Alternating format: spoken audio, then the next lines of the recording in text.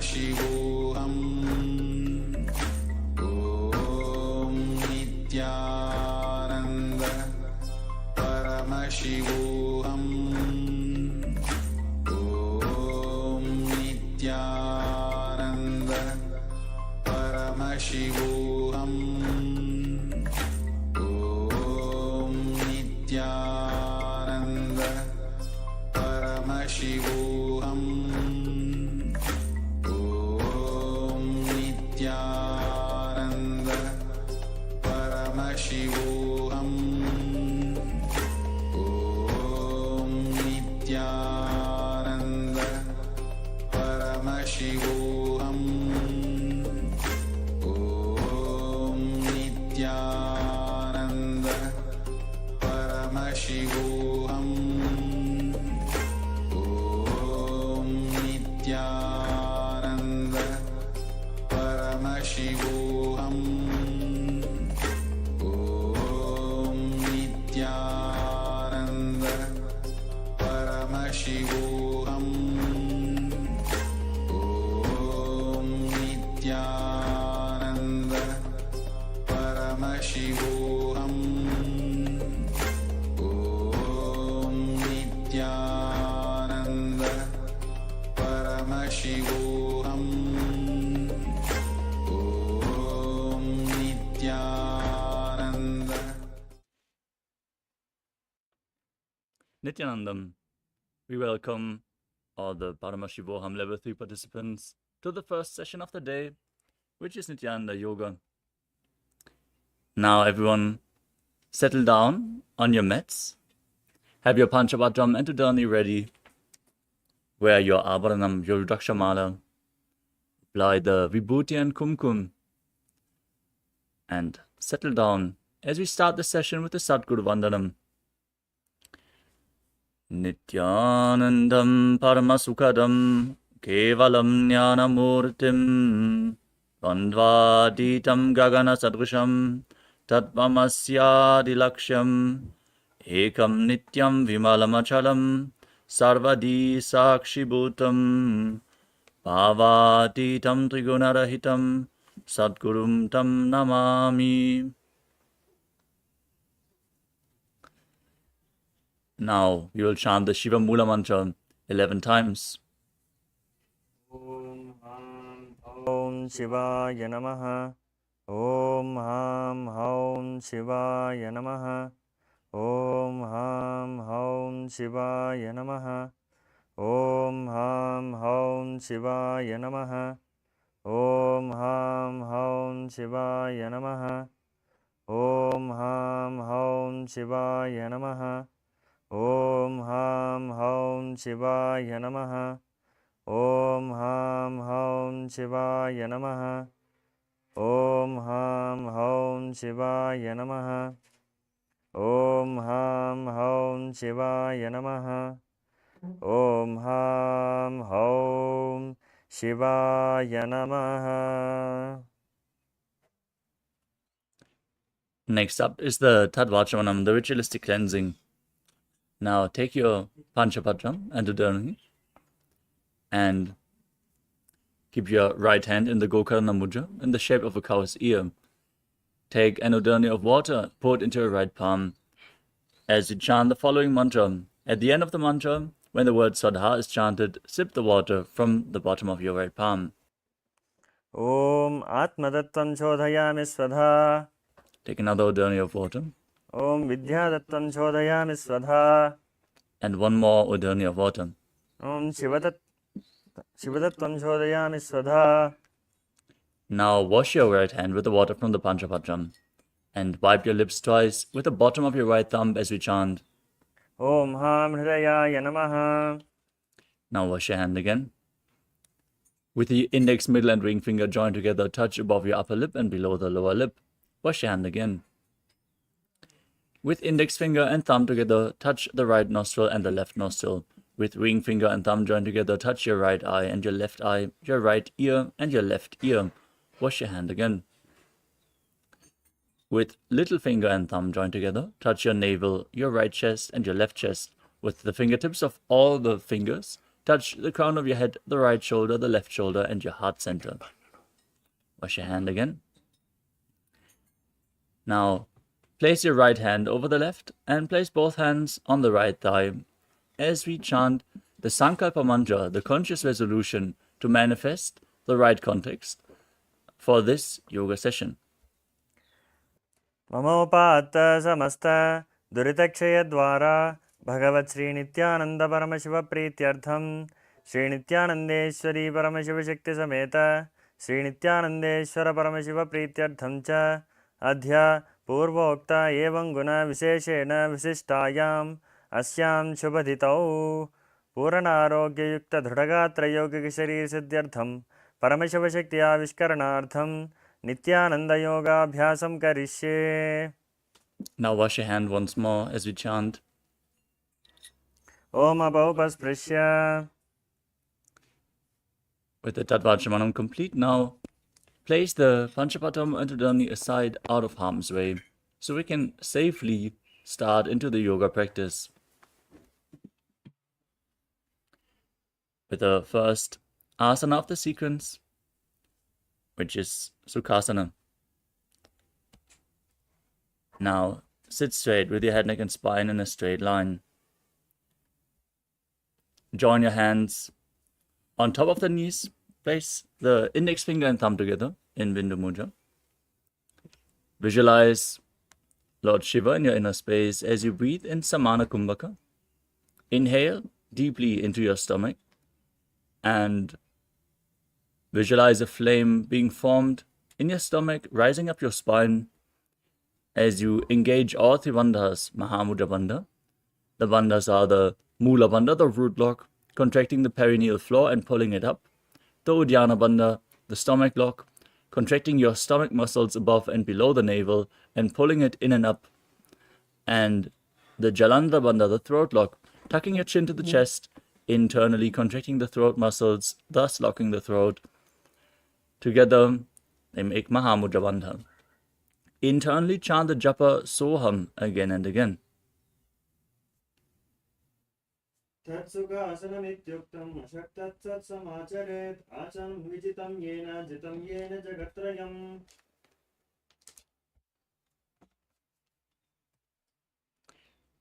The next asana is Parvatasana. Now, place your legs in Padmasana, place the feet on opposite thighs, join your palms together in Anjali Mudra and raise them up above your head. Engage all three bandhas, Mahamudra Bandha, and visualize yourself as Mount Kailash.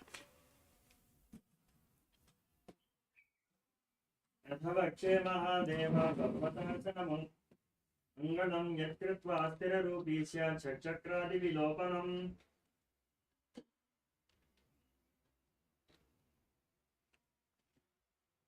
Next up is Halipavasana. Now, join the soles of the feet together in front of your body and extend the feet away as you lean forward and down.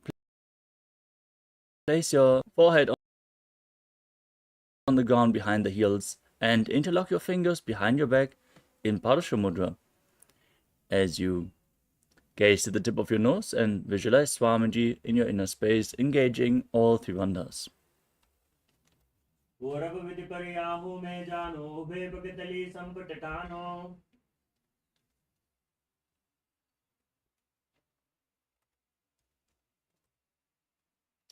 Next up is Nagipavasana.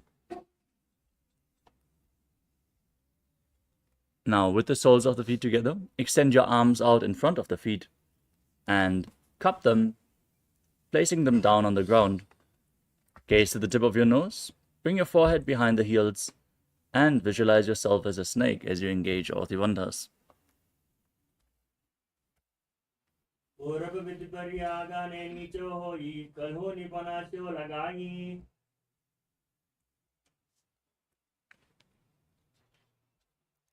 Next up is Kokilasana.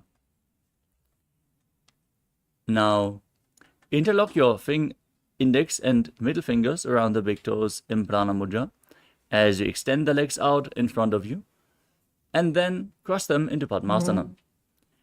Lean forward and down onto your elbows Engage all three bandhas and visualize yourself as a bird. Athavakche Mahadeva Adhan Yadasanam Vakshe Yena Siddho Bhavendaraha Akasma Advayu Sancharam Gokilakhyasanena Cha.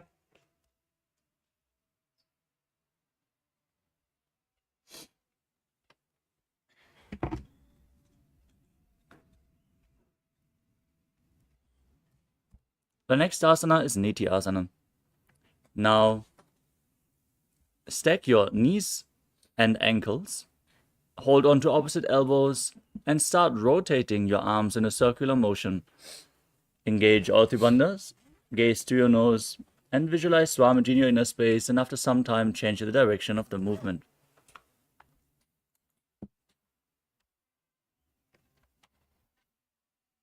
Rodabanga Padaki Ashma Hili Soya Dacharnako Varlota Perikalpa Samoya.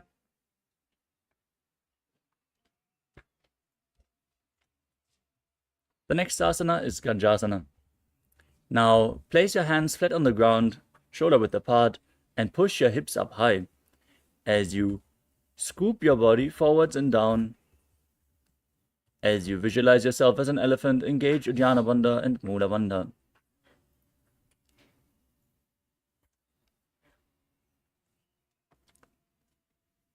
Yubjam Palagre Bhuma Kritvanam Bhibuya Mastakagre Nidhaya. Next up is Vrikshasana. From the same posture, now alternate raising one heel and pushing the other heel down again and again as you visualize yourself as a bear. Ekekam Palama Pincha Gajasanam Kuryat Vrikshasanam Bhavati.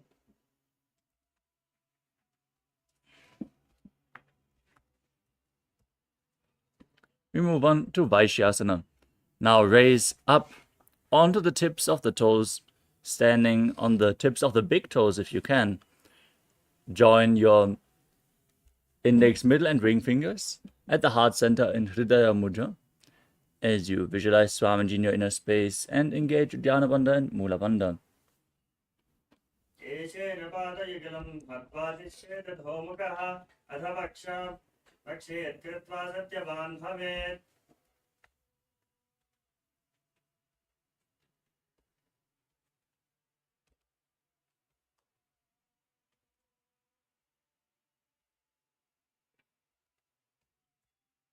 Next up is the Urdhva Janukarana.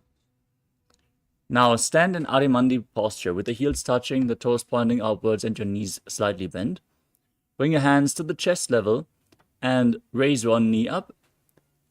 Lead it in a circular motion around your body, following along with a respective hand on both sides again and again.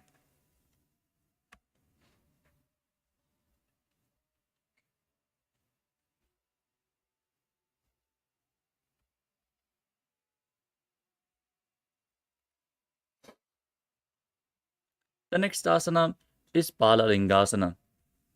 As you stand on the mat, interlock your fingers in front in Sarva Shankari Mudra with the wrists pointing inwards, and then hold on to one knee and pull it up against your chest.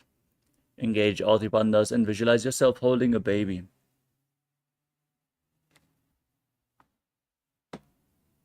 Ekam Januvarti Alingya Phatavyam Balalinganam Bhavati.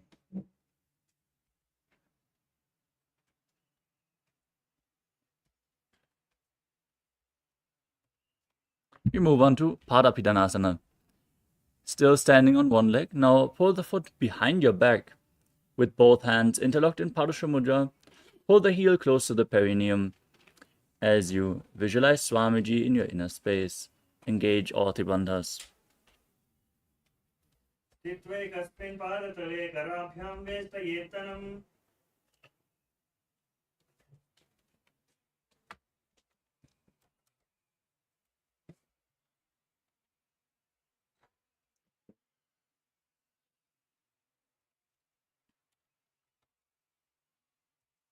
The next asana is Natarajasana.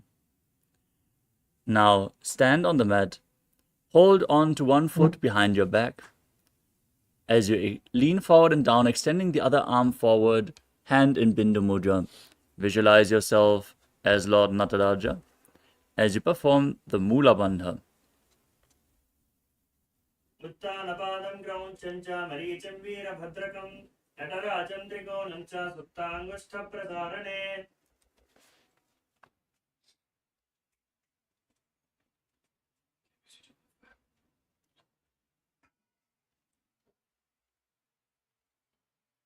Now, standing on the other leg, repeat Balalingasana on the other side. एकं जानुवर्ष्यालिङ्ग्य स्थातव्यं बाललिङ्गनं भवति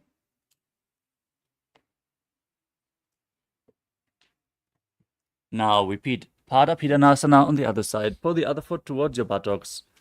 Stand erect on the mat like a rod. Engage all Bandhas. Visualize Swamiji. स्थित्वैकस्मिन् पादतले कर्णभ्यां वेष्टयेतनं पृष्ठे संस्थाप्य यत्नेन पादपीडनमासनम्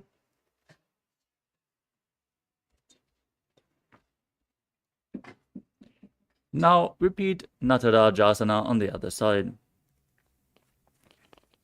Hold the foot, lean forward and down, hand in Bindu Mudra as you visualize yourself as Lord Nataraja. उत्तानपादं क्रौञ्चं च मरीचिं वीरभद्रकं नटराजं त्रिकोणं च सुप्ताङ्गुष्ठप्रसारणे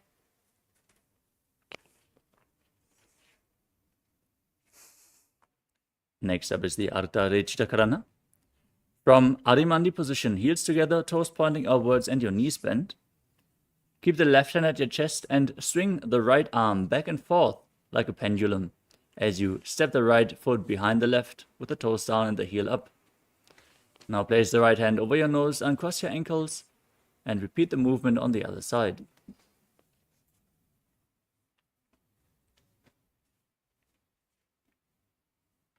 Next up is the skeleton dance.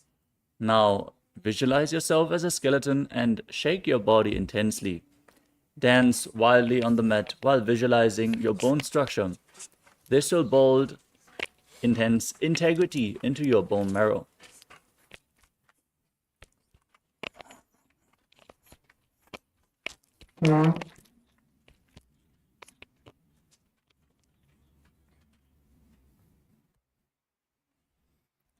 Next up is the Katichina Karana. From Arimandi position, heels together, toes pointing outwards and knees bent. Bring your hands above your head and cross them with the palms facing back. Now open up your arms widely as you turn towards the side.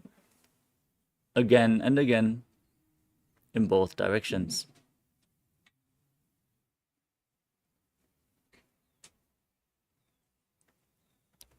The next asana is Tadasana. Now stand tall as you raise your arms up above your head. Keep your palms facing each other. Engage all bandhas and visualize yourself as a palm tree as you internally chant the new japa Shivoham.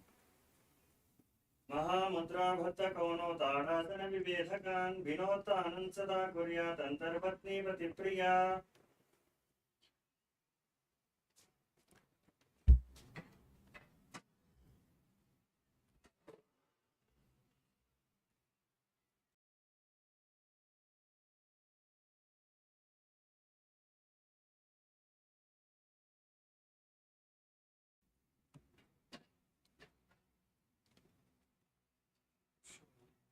I'm doing already.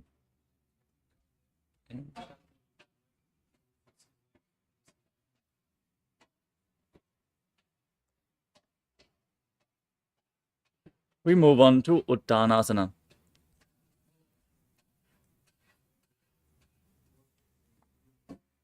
Now, from the standing posture, lean forward and down, place your hands flat on the mat. As you visualize Swamiji, engage all bandhas.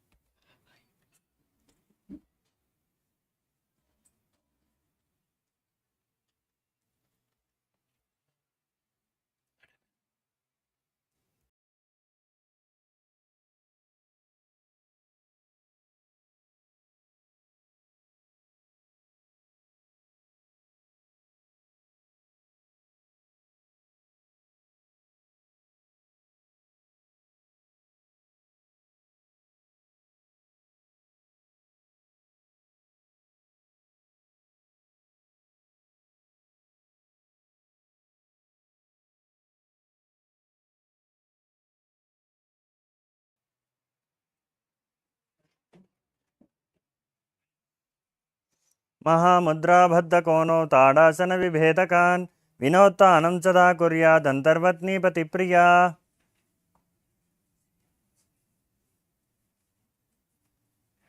Now we move on to Tadasana. As you keep your hands flat on the ground with the palm, step your feet back into a tall plank position. Now engage Jalandhara Bandha and Mula Bandha and rotate your head from right to left as you visualize Swamiji in your space. अवस्थित्वा मस्तकं वारं वारं दक्षिणकुक्षिं सव्यकुक्षिं नयेत् तरक्श्वासनं भवति.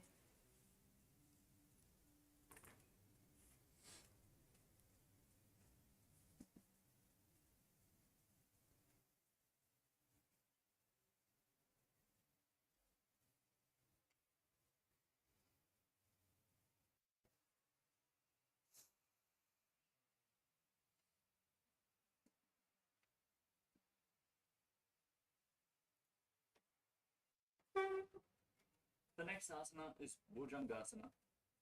As you now lay down on your stomach, keep your hands next to your chest and your toes pointing back.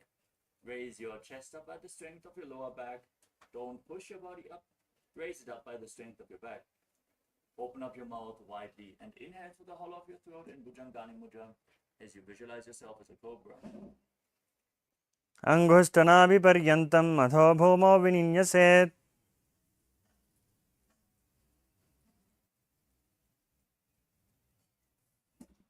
Now push your body up into the plank position and alternate bringing one knee in towards your chest, back and forth in Shashasana, breathing calmly through your nose and visualizing Swamiji in your inner space.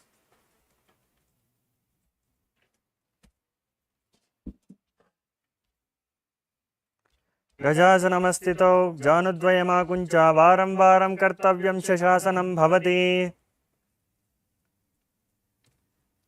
Next up is Rathasana. From the same plank position. Now step one foot in between the two hands and jump, alternating the position of your feet again and again as you visualize yourself as a chariot. गजासनमस्थितौ एकं पादं पुरोमार्गेण भ्रामयित्वा कर्तव्यं रथासनं भवति.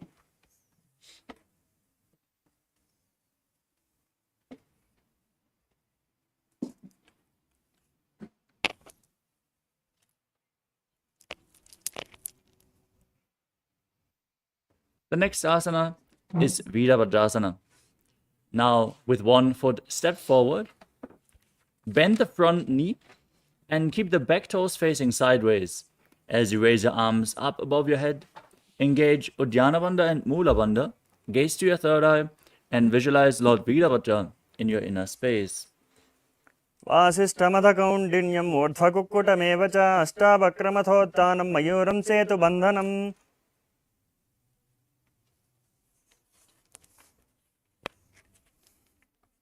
Now exchange the position of your feet.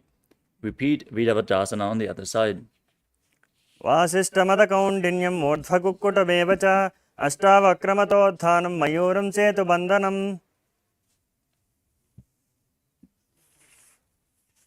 Now we move on to Vrikshasana. Now standing on one leg, raise the opposite leg towards the inner opposite thigh. Join your hands in Namaskara Mudra and raise them up above your head. As you visualize yourself as a tree, engage Uddiyana Bandha and Mula Bandha.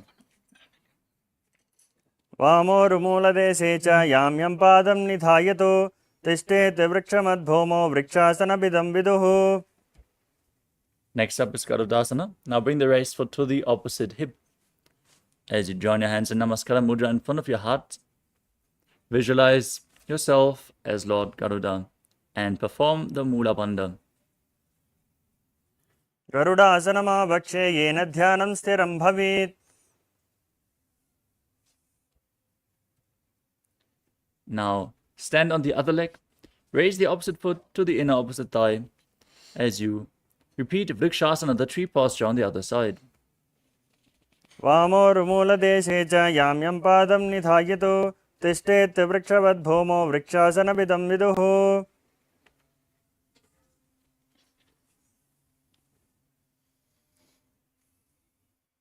And now repeat Garudasana on the other side. Place the raised foot onto the opposite thigh. Join your hands in Namaskara Mudra. Visualize yourself as Lord Garuda. गरुडासनमावक्षे येन ध्यानं स्थिरं भवेत् सर्वदोषाद्विर्निर्मुक्तो भवतीह महाबली. The next asana is Trikonasana. Now, step one foot forward and the other one far back, keeping the back toes facing sideways. As you extend your arms, keep them parallel to the ground, lean forward and down. Place the hand near the foot and raise the other arm straight as you gaze upwards and visualize yourself as a triangle. उत्तानपादं क्रौञ्चं च मरीचं वीरभद्रकं नटराजं त्रिकोणं च सुप्ताङ्गुष्ठप्रसारणे. Exchange the position of your feet. Repeat Trikonasana on the other side. उत्तानपादं क्रौञ्चं च मरीचं वीरभद्रकं नटराजं त्रिकोणं च सुप्ताङ्गुष्ठप्रसारणे. Next up is Nikuttaka Karana. Now from Arimandi position, heels together, toes pointing upwards and your knees bent. Raise one heel off the ground and place your hands in front of the heart center with the palms facing each other. As you stomp the raised heel to the ground, raise the other heel up and exchange the position of your hands again and again.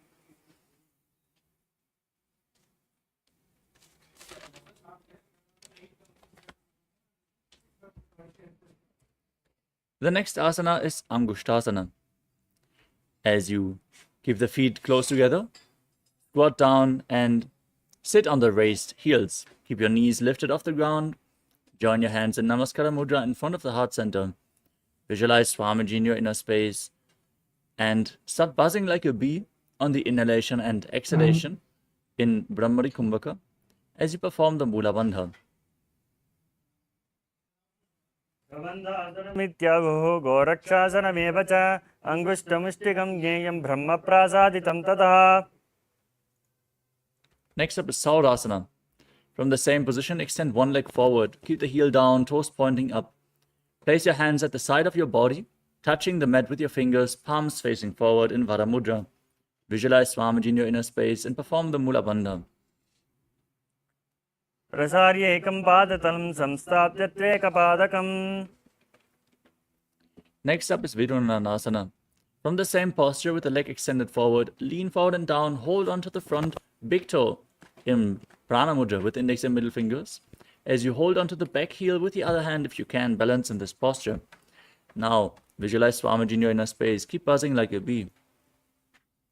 उल्फस्थितो पादमेकं प्रसार्य तत्पादाघ्रं संस्पृशेत् तत्करेण. Now, extend the opposite leg forward. Repeat Saurasana on the other side. प्रसार्य एकं पादतलं संस्थाप्य त्वेकपादकम्.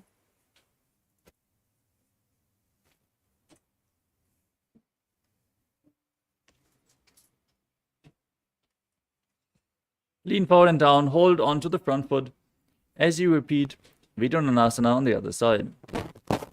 उल्फस्थितो पादमेकं प्रसार्य तत्पादाग्रं संस्पृशेत् तत्करेण.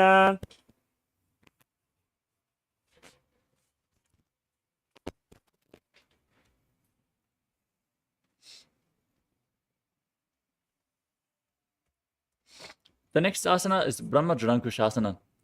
Now sit on both heels with the knees raised off the ground. Bring a gap between the knees and place the back side of your hands on top of the knees, palms facing up. Now gaze down in between the hands in Shambhavi Mudra, eyes open wide, unblinking. Actually, you're gazing within eternity. As you visualize Swamiji in your inner space and perform Jalandhara Bandha and Mula Bandha, throat lock and root lock. दोवु फनाफानी होई वैसे येड़ी दोवु गदानी वैसे कोरपक तल्या की माहिली आइस माही राशे मिली. The next asana is Kapilasana. Now, place your knees down on the ground and sit on the raised heels. Keep your hands on the knees. Engage Uddiyana Bandha and Mula Bandha as you gaze to your nose and visualize yourself as Sage Kapila Muni, the founder of Mahanirvani Peetham. उभय पकतली समट हरावे तिनको माहिली core मिलावे फना फानी वकड़ होई वैसे एड़े दो चोनी निवैसे. The next asana is Bhadragudakasana. Maintain the same posture, but shift your gaze to the third eye and engage the Mula Bandha as you visualize Swamiji. दो वो पकतली संपुट करे कोरबारली वो परिधरे कोरबारली राके से तापरी मूल द्वार टिक बैसे.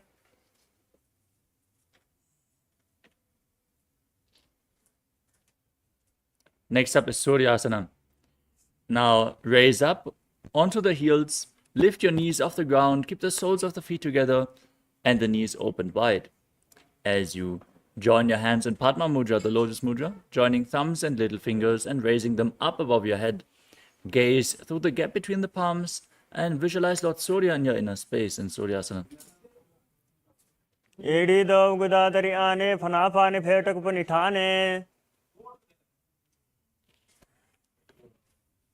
Now place your knees down and sit on your heels.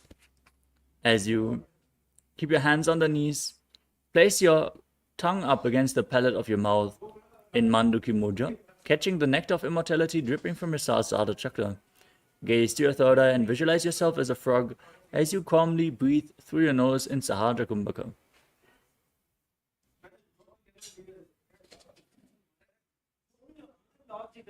पादतलो पृष्ठदेशे अङ्गुष्ठे द्वे च संस्पृशेत् पाद जानुयुग्मं पुरस्कृत्य साधयेन्मण्डुकासनम्. Next up is Uttana Mandukasana.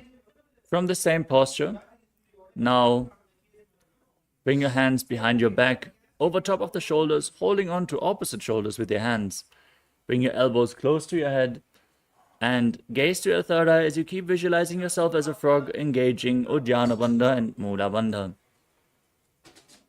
मण्डुकासनमध्यस्थं कोर्पराभ्यान्तृतं शिरा एतद्वेकवदुत्थानमेतदुत्थानमण्डुकम्. The next asana is Simhasana. Now cross your ankles behind and sit on your feet.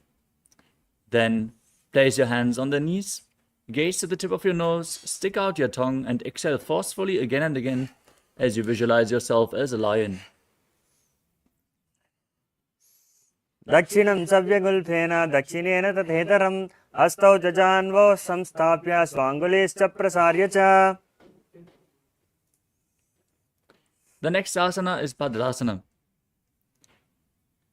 With the soles of the feet together, keep the toes pointing back behind your body.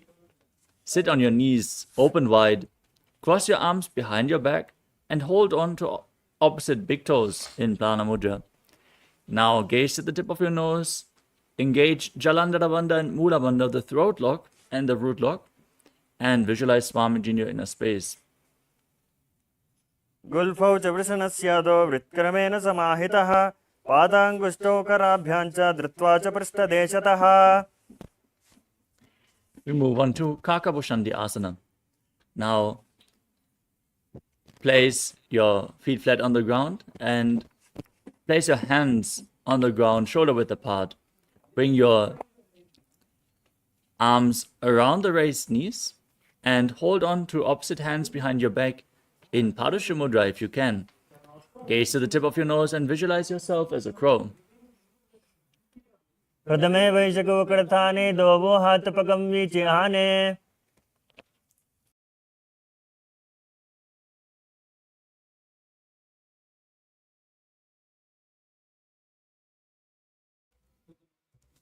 The next asana is Kanipavasana.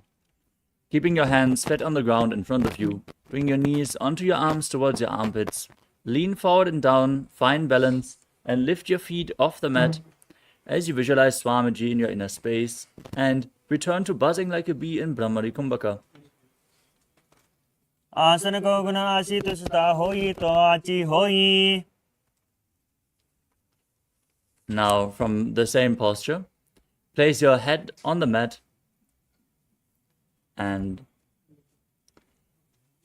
raise your legs up into a headstand posture. Now gaze to your nose and visualize Swamiji in your inner space. Keep buzzing like a bee in Brahmari Kumbhaka, in Kapali Asana. शीशी सादरती टेकी पगदो भूमिलवा ऊंचा करे. Next up is Parshva Now keep your hands flat on the ground, shoulder width apart, and twist your body around. Twist your body to one side. Align your hip and knee with your elbows. Then lean forward and down. Find balance and extend your legs out to the side as you balance on your arms. Gaze to your third eye. Visualize yourself as a peacock. Breathe in Rechaka Kumbhaka. Exhale all the way and hold your breath in Parshva मरो मयूरं दंडवं कुर्यात् मायूरं दंडनामकं कुर्यान् मायूरं पार्श्वाभ्यां मायूरपार्श्वनामकम्. Now repeat Mayurasana on the other side. Twist your body in the opposite direction. Visualize yourself as a peacock. मयूरं दंडवत् कुर्यान् मायूरं दंडनामकं कुर्यान् मायूरं पार्श्वाभ्यां मायूरपार्श्वनामकम्. The next asana is Bhairaganatha. As you keep your hands flat on the ground in a plank position. Now step one foot outside the respective shoulder and in between the two hands. As you gaze up towards your third eye, contract the perineal floor in Mula Bandha and visualize yourself as Lord Kala Bhairava as you keep breathing in Rechaka Kumbhaka. आसन को गुण पीति जाई. Now exchange the position of your feet. Step the other foot outside the shoulder in between the two hands. Gaze up, visualize Bhagavan Kala Bhairava in Bhairaganatha on the other side. आसन को गुण पीति जाई. The next asana is Unmukha Pitasana. Now from Tadakshvasana, the plank position, place your forearms on the ground and walk your feet slightly forward, raising your hips. As you gaze up towards your third eye, visualize Swamiji in your inner space. Perform the Mula Bandha. पुण्यस्थौ जानुनी हस्तौ चतुष्पदमवाङ्मुखम् उत्थापिताङ्घ्रियुगल खटिस्थलमभिरुका.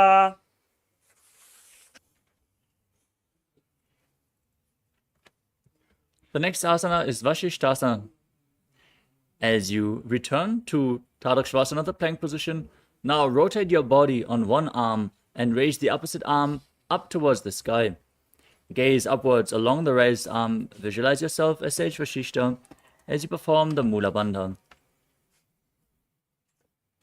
ऊर्ध्वकुक्कुटमाशिष्टमरीचिहलमत्सकं परिवृत्तिं चोदरस्य विविधं धनुरासनम्.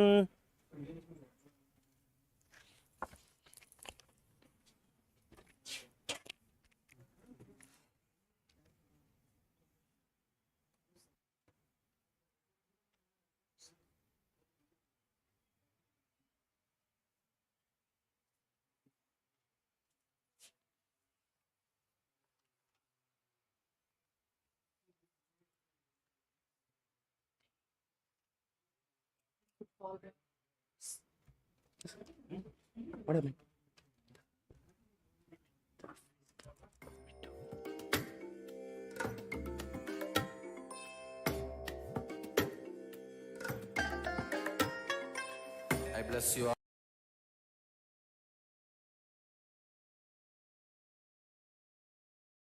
all. Let you all open all your three eyes and manifest the powers of Mahasadashiva. Om Nithyananda Paramashivoham. Om Nithyananda Paramashivoham. Om Nithyananda Paramashivoham. Om Nithyananda Paramashivoham. Om Nithyananda Paramashivoham.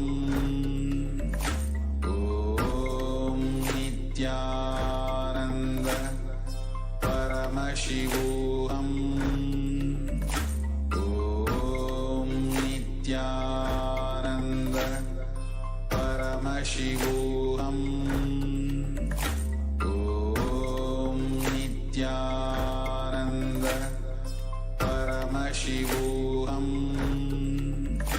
Om Nithyananda Paramashivoham. Om Nithyananda Paramashivoham. Sorry for the technical glitch. We are back and we are going to continue with the next asana of the sequence, which is Vashishthasana on the other side. Now enter into Tadakshvasana, the plank position, and rotate your body in the other direction as you extend the opposite leg up. Gaze upwards, visualize yourself as Sage Vashishta. ऊर्ध्वकुक्कुटवासिष्ठमरीचिहलमत्सकं परिवृत्तिं चोदरस्य विविधं धनुरासनम्. The next asana is Anjani Asana. Now sit with your legs extended forward as you gaze to your nose. Lock Jalandhara Bandha, the throat lock, and Mula Bandha, the root lock, as you keep your hands below your buttocks with the palms facing up. Visualize yourself as Lord Hanuman and internally chant the new japa Mahasadaशिवोहम. धोवो करके ube हथेली कोरबारली मेले भेली. The next asana is Paschimottanasana. With your legs extended forward, lean forward and down, and hold on to the big toes and Prana Mudra as you visualize Swamiji and engage all three bandhas in Mahamudra Bandha. जानु परिललाटन्तु पश्चिमन्तानमुच्यते येन केन प्रकारेण सुखं धार्यं च जायते. The next asana is Ugrasana. From the same position, your legs extended forward. Interlock your fingers behind your head and lean forward and down. Try to bring your elbows outside the knees, your head in between the knees. As you squeeze your body, perform Mahamudra Bandha and visualize Kali in your inner space. स्वपानिभ्यान्तरं दत्त्वा जानुभपरिशिरोऽन्यसेत्. We move on to Marichyasana. Now bring one foot to the perineum. Press the heel to the perineum as you bring the respective arm in and around the raised knee. Interlock your fingers behind your back and lean forward and down as you keep the front foot straight, toes pointing up. Visualize yourself as Sage Marichi. उत्तानपादं क्रौञ्चं च मरीचिहलमत्सकं नटराजं त्रिकोणं च सुप्ताङ्गुष्ठप्रसारणे. Now drop the raised knee to the side. Place it on the ground while still pressing your heel to the perineum. Lean forward and down. Hold onto the front foot with both hands. Engage all three bandhas and gaze to your nose as you visualize Swamiji in Mahamudrasana.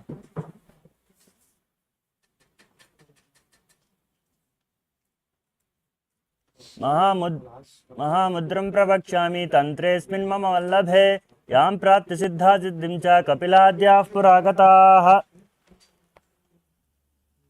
The next asana is Marichyasana on the other side. Now press your perineum with the other heel. Lean forward and down as you interlock your hands behind your back. Visualize Sage Marichi. उत्तानपादं क्रौञ्चं च मरीचिं वीरभद्रकं नटराजं त्रिकोणं च सुप्ताङ्गुष्ठप्रसारणे. Now drop the raised knee, lean forward and down, hold onto the front foot. Visualize Swamiji as you perform Mahamudra Bandha in Mahamudrasana on the other side. महामुद्रां प्रवक्ष्यामि तान्त्रेऽस्मिन् मम वल्लभे यां प्राप्य सिद्धा सिद्धिं च कपिलाद्याः पुरागताः. Next up is Bhadrasana 2. Now sit with the heels close to the perineum, soles of the feet together, and bring your hands around the toes. Pull them firmly in as you push your knees down to the ground by the strength of your groin. Gaze up towards the third eye and visualize Swamiji in your inner space. गुल्फौ तु विसनस्यादः सीवन्याः पार्श्वयोः क्षिपेत् पादपार्श्वे तु पाणिभ्यां दृढं बद्ध्वा सुनिश्चलम्. Next up is Dvalipavasana. Now keep your feet slightly extended away from the body and place your hands on the respective knees. Gaze to the nose as you lock your chin to the chest, contract the perineal floor, visualize Swamiji in your inner space. पूर्व चरपट चौक कश्यो सोई वाही विधि जो कीजिए सोई. Next up is Joni Asana. Now bring your heels closer to the perineum and hold the soles of the feet with your hands as you lean forward and down and placing your chin on the feet. Gaze to your nose and visualize the Yoni Mandala, the visual representation of Devi Paramashiva Shakti, projected on the screen right now. दो पकतले संपुट करे gate met के ढिंग धरे. Next up is Medaki Pavasana. As you keep the heels together, toes apart, extend your arms out to the side and lean forward and down all the way. Keep your back straight and place your head on the ground behind the heels as you gaze through your nose and visualize Swamiji in your inner space. पूर्व विधि परिपकतले संपुट सोलिए डे मिली राशे. We move on to Siddha Samadhi Asana. Now bring your heels close to the perineum, toes together, heels apart, and bring your arms below the legs and keep your palms out of the shins, palms facing up. Now bring your toes towards your throat if you can as you lean forward and down. Gaze through your nose and visualize Lord Surya in your inner space. दोलो पकतले संपट करे आगा में चोले made आगा में धरे. Next up is Chinaki Pavasana. Now, keep the heels close to the perineum, hold the feet, and place your elbows down on your thighs as you lean forward and down. Press the thighs down as you gaze to your nose and visualize Swamiji in your inner space. जो वो पका के ये day धरती मगवा met लगावे पगतली माहिली कर अंगूठा के सदी सूद जोड़े. Next up is Charapada Chokasana. Now place your hands on the knees, the heels close to your perineum, and slightly push your knees down towards the ground. Open up your hips intensely as you engage Uddiyana Bandha and Mula Bandha. Gaze to your third eye and visualize Swamiji in your inner space. दो वो पकतले संपुट धरे आगाम ने कर jar पसारे. The next asana is Bhairavasana.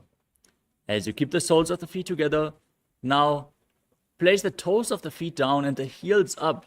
Intensely twist your legs as you gaze to your third eye.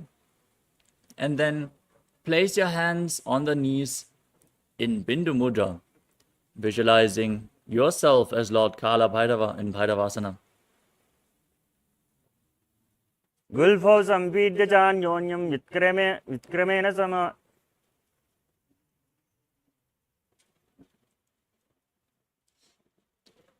We move on to Samanasana. Now keep one heel against the perineum as you pull the other foot up against your chest with both hands. Now gaze to your third eye, visualize Swamiji in your inner space, and hold your breath in the Muladhara chakra. As you contract the perineal floor, exhale all the way in Richaka Kumbhaka. समानासनमा भक्षे सिद्धमन्त्रादि साधनात् एकपादमरो धत्वा गुह्योन्यल्लिंग वक्त्रके. Next up is Apanasana. Now bring the raised foot over top of the respective shoulder as you extend the other leg forward and balance on your arms. Now gaze up towards your third eye, visualize Swamiji in your inner space, and perform the Mula Bandha. केवलं पादमेकं च स्कन्धे चारोप्य यत्नतः एकपादेन गगने तिष्ठेति दण्डवत् प्रभो. Now repeat Samanasana on the other side. Press the perineum with the other heel, pull the other foot against your chest. Visualize Swamiji, hold your breath in the Muladhara chakra. समानासनमा भक्षे सिद्धमन्त्रादि साधनात् Now raise the other foot over top of the respective shoulder, extending the opposite leg straight. Engage the perineal floor intensely as you gaze to your third eye, joining Apana with Samana in Apanasana as you visualize Swamiji. केवलं पादमेकं च स्कन्धे चारोप्य यत्नतः. Next up is Gomukhasana. Now keep the left leg flat and cross the right knee over top. Keep the heels at the opposite hips and interlock your fingers in Padusha Mudra, placing them on the top knee. Now gaze to the tip of your nose, visualize the face of a cow, and breathe in Siddhkari Kumbhaka. Hiss through your teeth as you press your tongue up against your palate of the mouth. As you perform the Mula Bandha, internally chant the new japa Om Nithyanandoham. सव्ये दक्षिणगुल्फन्तो पृष्ठपार्श्वे नियोजयेत्. Next up is Anasuyasana. From the same posture now, interlock the fingers around the big toes and engage Dhyana Bandha and Mula Bandha as you gaze to your nose and visualize yourself as Rishika Anasuya. दक्षिण गोडो नीचो टहने वामोता के ऊपर आने. Now, interlock your fingers behind your back. Lean forward and down. Bring your chin over the knee, nose towards the ground. As you gaze to your nose, contract the perineal floor and visualize yourself as Rishika Anasuya in Anasuyasana 2. जीमना घोड़ा की संधि उपरिदावा घोड़ा की संधि मिलाई राशे घोड़ा शोले पकतल्यालो आडबाई सुधा राशे. Next up is Garudasana 2. Now place one foot flat and the opposite leg flat on the mat, perineum pressed against the heel. Now place your hands on the respective knees, pull the raised knee against your chest, gaze to your nose as you visualize yourself as Lord Garuda. Contract the perineal floor and internally chant Om Nithyanandoham. डोवो पकमोडी गेडी माहिलो गुल्फ मूल द्वारिणी चेदे. From Garudasana 2, now raise your perineum onto the heel and interlock your fingers behind your neck. Twist your elbows outside of the raised knee, gaze up towards your third eye, and visualize yourself as Sage Narada as you breathe in Siddhkari Kumbhaka in Naradasana. पृष्ठजुवा पकतली केडी गोपरताय लगावे फेरी. The next asana is Matsya Pitakasana. Now, place one foot onto the opposite thigh as you bring your arm around the knees and hold on to the shin and the big toe of the foot which is flat on the ground. Now gaze to the tip of your nose. Visualize Matsya, the fish avatar of Lord Vishnu. Perform the Mula Bandha and internally chant Om Nithyanandoham in Matsya Pitakasana. वामे नवामांगुष्टन्तो गृहीतं मत्स्यपीठकम्. Now slide the left leg over top of the right as you repeat Gomukhasana on the other side. Keep your hands on the top knee interlocked in Padusha Mudra, gaze to your nose and visualize the face of a cow. सव्ये दक्षिणगुल्फन्तो पृष्ठपार्श्वे नियोजयेत्. Now repeat Anasuyasana on the other side. Interlock your fingers around the big toes. Engage Uddiyana Bandha and Mula Bandha. Visualize yourself as Rishika Anasuya. दक्षिण गोडो नीचो टाने वामोता के ऊपर आने. Now interlock your fingers behind. Lean forward and down.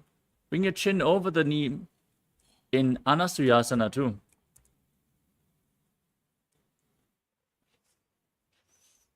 जीमना घोड़ा की संधि उपरिदावा घोड़ा की संधि. Now repeat Garudasana 2.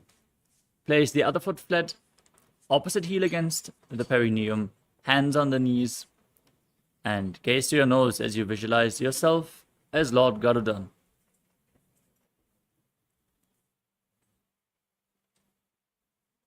Davopagamodigedi mahilo kalpamiladvarini chede. Now raise your perineum onto the foot, interlock your fingers behind your neck, twist your body outside the raised knee as you gaze to your third eye and visualize yourself as Sage Narada, repeating Naradasana on the other side.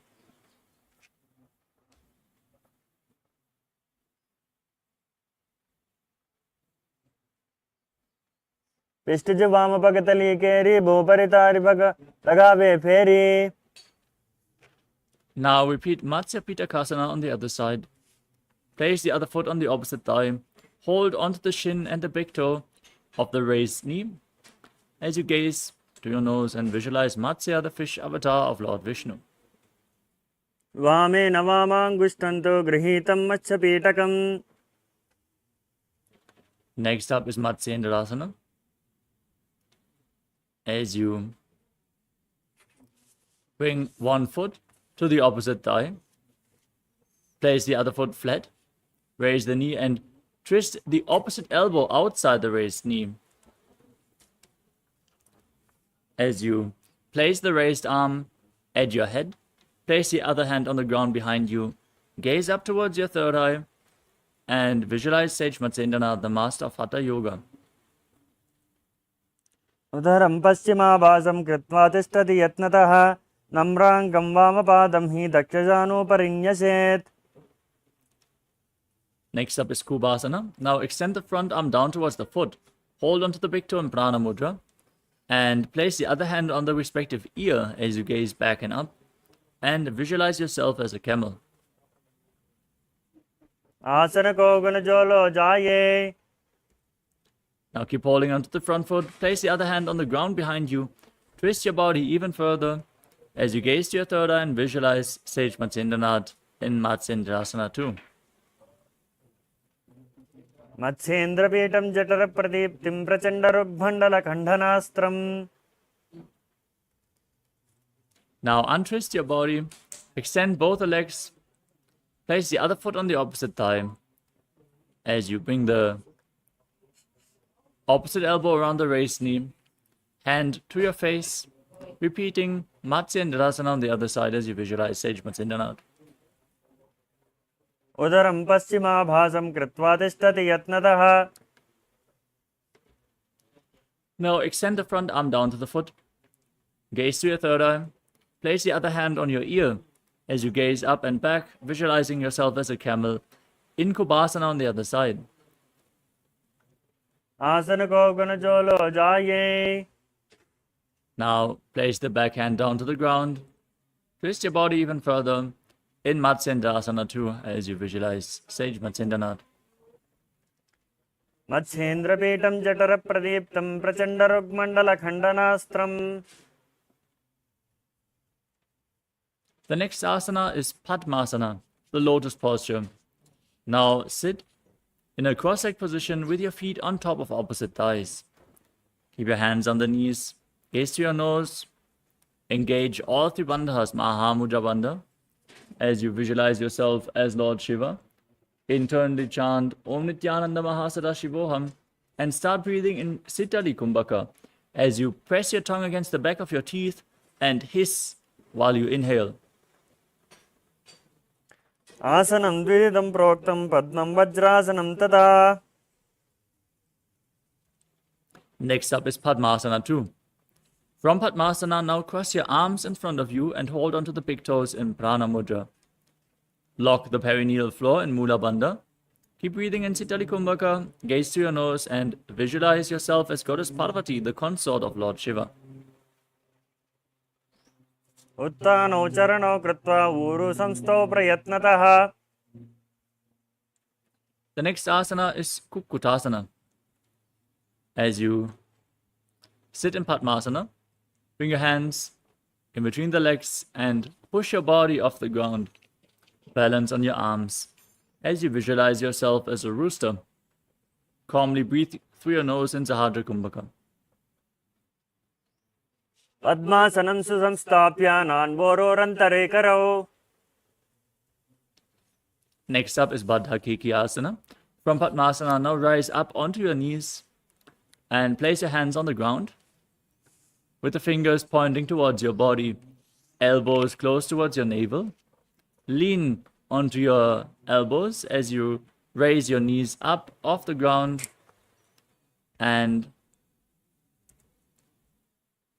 visualize Swamiji in your inner space. धरामवष्टभ्यकरद्वयेन तत्कूपरि स्थापिता नाभिपार्श्वः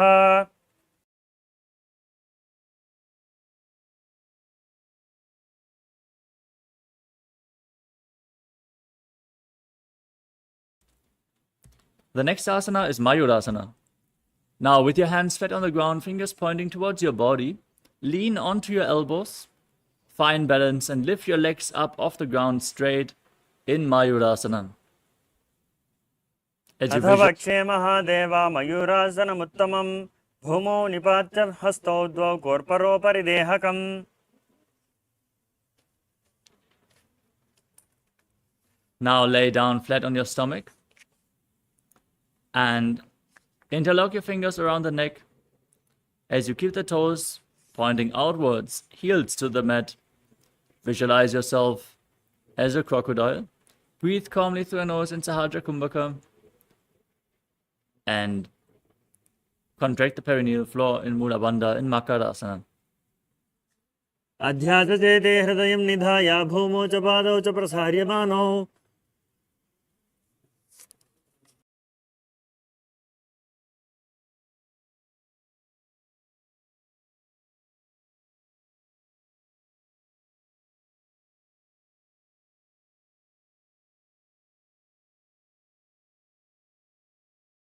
The next asana is Shalabhasana.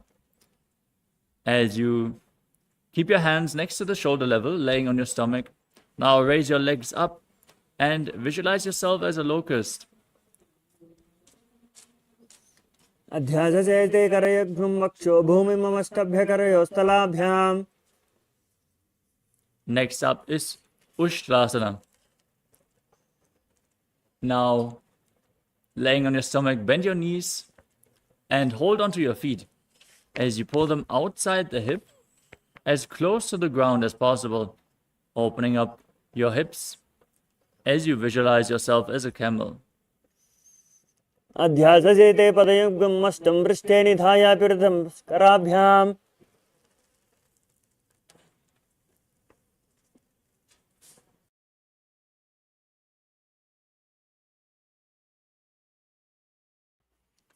The next asana is Dhanurasana. Keep holding onto your feet, kick your legs up, and raise your chest as you gaze upwards and lift your upper body up as you visualize yourself as Pinaka, Lord Shiva's bow in Dhanurasana. प्रसार्य पादौ विविदण्डरूपौ करो च पृष्ठे धृतपादयुग्मम्. The next asana is Bhagasana.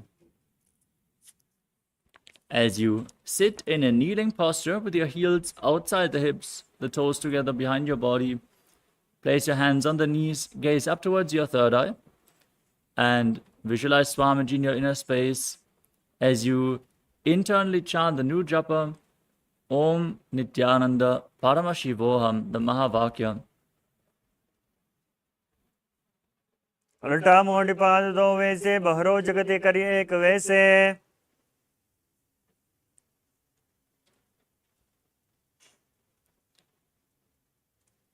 The next asana is Gohi Asana. From the kneeling posture, now place your forearms on the ground and interlock your fingers as you bring your head on the mat, support it with your hands, and walk your feet closer to the body, raise your hips, and then lift your feet off the ground. Squeeze your body into a ball, pull the knees close towards your chest as you gaze through your nose and visualize Swamiji in Gohi Asana. दो हता की कहनी जोई पुनः काले जाने दो ये. From Gohi Asana, extend your legs up straight. Gaze to your nose as you visualize Swamiji and perform the Mula Bandha in Shirshasana.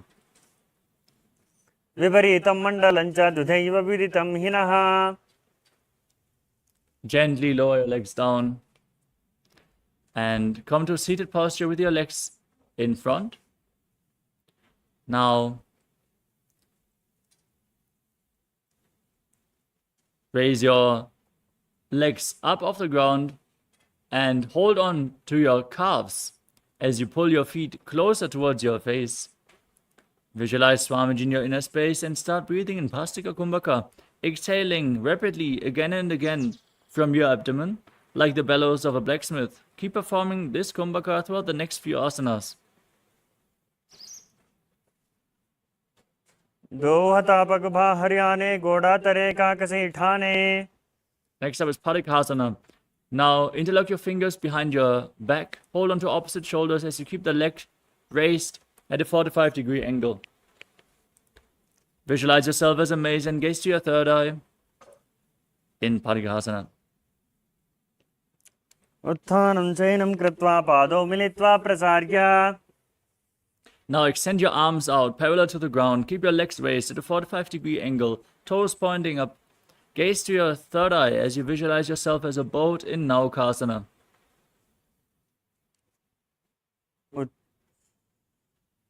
उत्तानशयनं कोर्पराभ्यां भूमिमस्तभ्यनितम्भं निधाय. Now pull your feet towards your face. Bring your hands below and pull them close against your chest if you can. As you keep rapidly breathing, gaze to your nose and visualize yourself as Lord Rudra in Rudrasana. पगतली संपुटे Hari हातस्योपग उचाई. Now relax, breathe calmly. Place your feet down flat on the mat as you lay down on your back. Tuck your chin to the chest, contract the perineal floor. Gaze to your nose as you place your hands just behind the heels and push your hips up high. Gaze to your nose and visualize Swamiji in your inner space in Unmukha Pitasana too.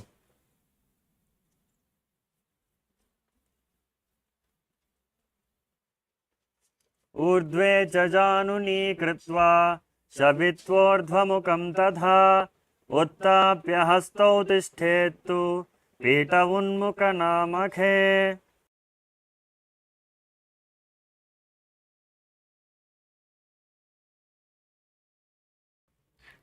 The next asana is Shivasana. Lay down flat. Keep your hands next to the hips, palms facing up. Perform the Shakti Chalan Mudra. Forcefully pull the Kundalini Shakti up along your spine from Muladhara to Sahasrara Chakra as you visualize your body is dead and the supreme pontiff of Hinduism, Swamiji, is liberating you. Internally chant the Mahavakya Om Nithyananda Paramashivoham. अधशवासनम् उत्तानं शववद्भूमौ शयनन्तु शवासनम्. शवासनं श्रान्तिहरं चित्तविश्रान्तिकारकम्.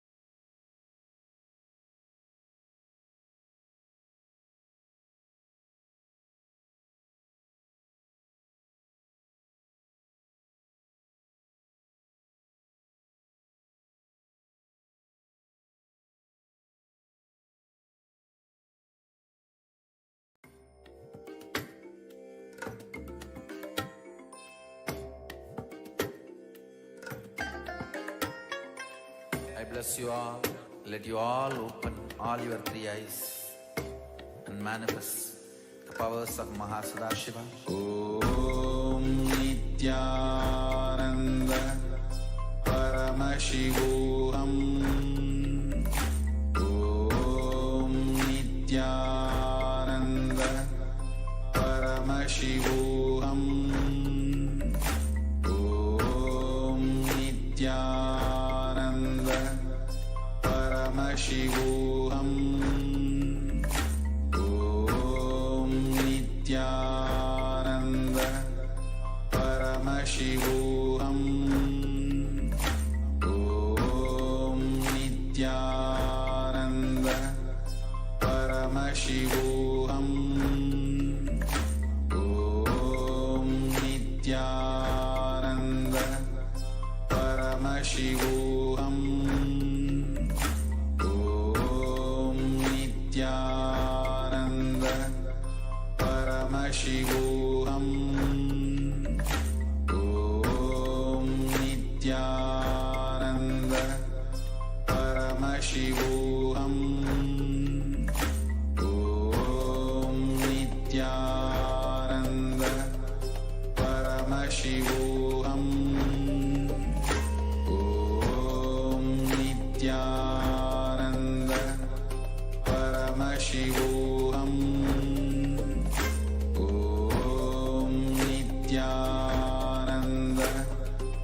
Paramashivoham. Om Nithyananda Paramashivoham. Om Nithyananda Paramashivoham. Om Nithyananda Paramashivoham. Om Nithyananda Paramashivoham. Om Nithyananda Paramashivoham. Om Nithyananda Paramashivoham. Now slowly return to your physical body. Start to wiggle your fingers and toes, your wrists and your ankles, your elbows and your knees. Pull your knees up towards your chest and circle them with your hands and rock your body from side to side, slowly returning to a comfortable seated position. Congratulations, you completed the Pratama Vinyasa Krama, the first 108 asanas of the sequence. With this, we are now going to move on in the DVK with the next asana, which is Yathasa Nishthasana. Now sit in a comfortable position which brings ease to your physical and mental space. Any position is fine. You can even sit on a chair if you want. Just keep your hands in Bindu Mudra on top of your knees. Visualize Swamiji in your inner space and perform the Mula Bandha in Yathasa Nishthasana. Paryankam Tatsamakhyatam Yadasanstam Yadha Stitihi. Next up is Samasana. Now, sit in a cross-legged position with your hands on the knees, thumbs and index finger together. Take a deep, long inhalation. Hold your breath for a short while and then again exhale deeply. इदानीं गर्भिणीनां योगाभ्यासो यथा लगो.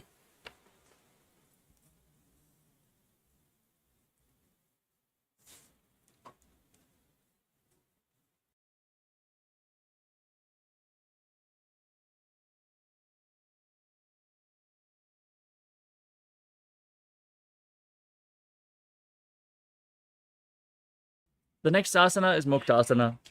Now place the left foot against the genital region and the right foot over top of the left. Place your hands on the respective knees.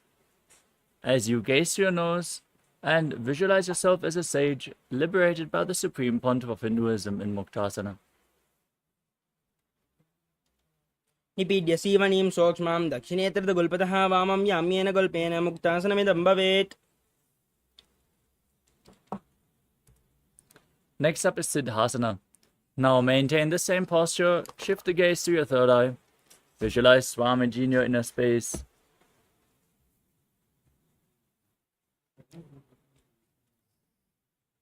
स्थाणुः पश्यन् भ्रुवोरन्तरं चैतन्मोक्षकपाटभेदजनकं सिद्धासनं प्रोच्यते. Next up is Siddhi Asana.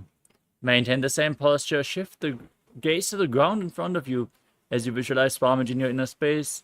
Engage all three bandhas in Mahamudra Bandha. वामपाद की AD जानो सीमणिमदितासकौण्टानो. Next up is Rudrasana 2. Maintain your legs in the same position. Rotate your hands on top of the knees into Bindu Mudra. Gaze to your third eye as you visualize yourself as Lord Rudra.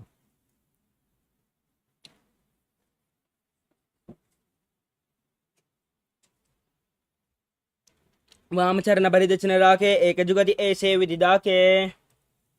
Next up is Santadhunasana. Now maintain the same position as in Rudrasana. Shift your gaze to the nose, embody tranquility and an unshakable nature.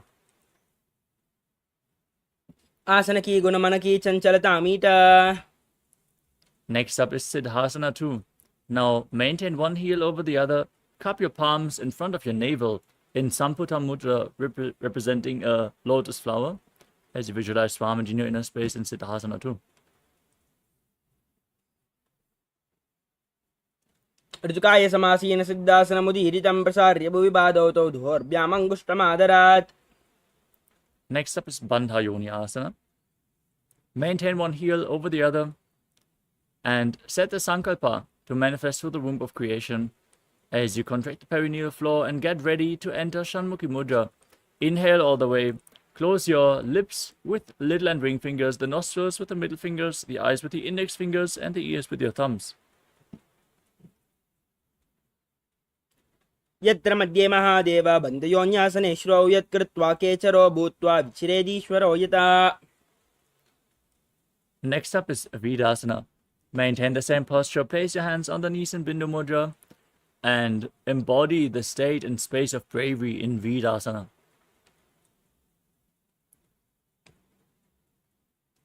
एकं पादमदैकस्मिन् विन्यस्योनि संस्थितः तरस्मिंस्ताच्चोर्म वीरासनमुदीरितम्.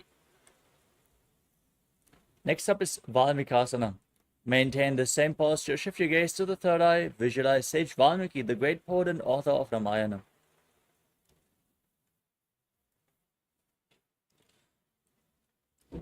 दावा पगा की पगतली पुनि एडे है Zoya. Next up is Joni Mudrasana. Now place your hands flat on your knees. Shift your gaze to the nose and visualize the Yoni Mandala, the visual representation of Devi Paramashiva Shakti. वामपाद की पगतली जाहि माहिली कोरी. Maintain the same posture. Shift your gaze to your third eye. Keep visualizing Yoni Mandala in Yoni Asana.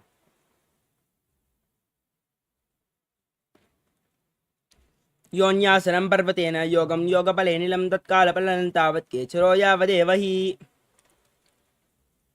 Next up is Padmasana 3. Now keep the soles of the feet together, heels close to your perineum. Interlock your fingers around the feet and pull them close as you push your knees down by the strength of your groin. Gaze to your nose as you visualize yourself as Lord Veerabhadra. Perform Uddiyana Bandha and Mudha Bandha.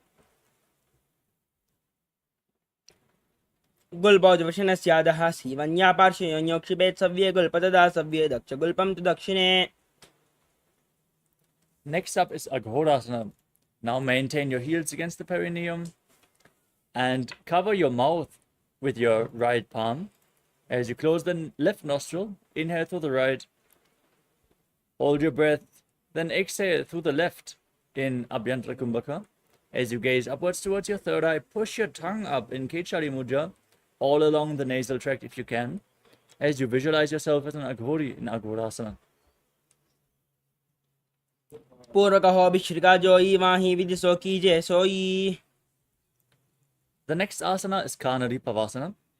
As you sit with the toes together and the heels apart, place your elbows on the heels and lean forward as you place your chin on your hands. Gaze to your nose, engage Uddiyana Bandha and Mula Bandha. Exhale all the way and hold your breath in Nirechaka Kumbhaka as you visualize yourself as a female elephant drinking water in Karna Pavasana. कानरी पवासन ग्वाली पवासन कह्यो है जहाँ से यहाँ में जाने विदिते से. Next up is Parasana. Now sit with the knees raised and bring your arms between the thighs and calves, interlacing the fingers in front in Parusha Mudra. Gaze to your nose and visualize Swamiji in your inner space. ततोर्ध्वं रेचयेद्वायुं ऋणश्वास संयुतम्. Next up is Gopi Chandasana. With the soles of the feet together, interlace your fingers around the feet and lift them up against your chest. Place your chin on your hands and gaze to your nose as you embody the state and space of a king. पूर्व विधि विभागा का अंगूठा का चाकू पराशे. Next up is Udadasana. Now bring your arms below the legs and interlock the fingers around the toes. Gaze to your nose. Visualize your body free from any defects.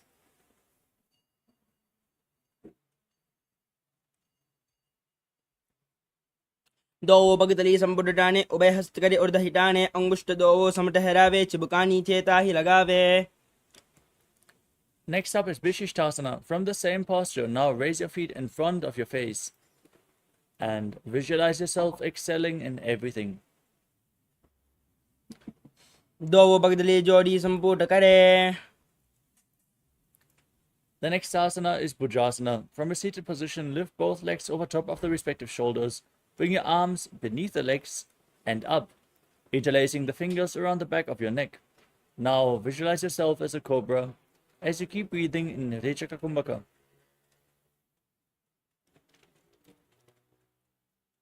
शीर्षासनं तो विज्ञेयं काक्षासनमतः परं ग्रीवासनं च परमं भुजासनं हि होचयेत्. Next up is Kalyanasana. With your legs over top of the respective shoulders, now bring your arms behind, interlock your fingers in Parusha Mudra behind your back as you gaze to your nose and visualize yourself as a beautiful, auspicious goddess. दो हाथ पगाम बिच आने तिनको गोड़ा नीचे टाने बहुरी बागत्या बाहर लियावे पुनः युगति ऐसे ठहरावे. Next up is Sankatasana. Now place the top of the left foot flat on the mat and sit on the left heel. Bring the right foot over top, cross the knees, stack the knees, and place your hands on opposite knees. Now gaze outwards in Vaishnavi Mudra without focusing on any external objects. Only focus on the objects within as you visualize yourself as an elegant swan.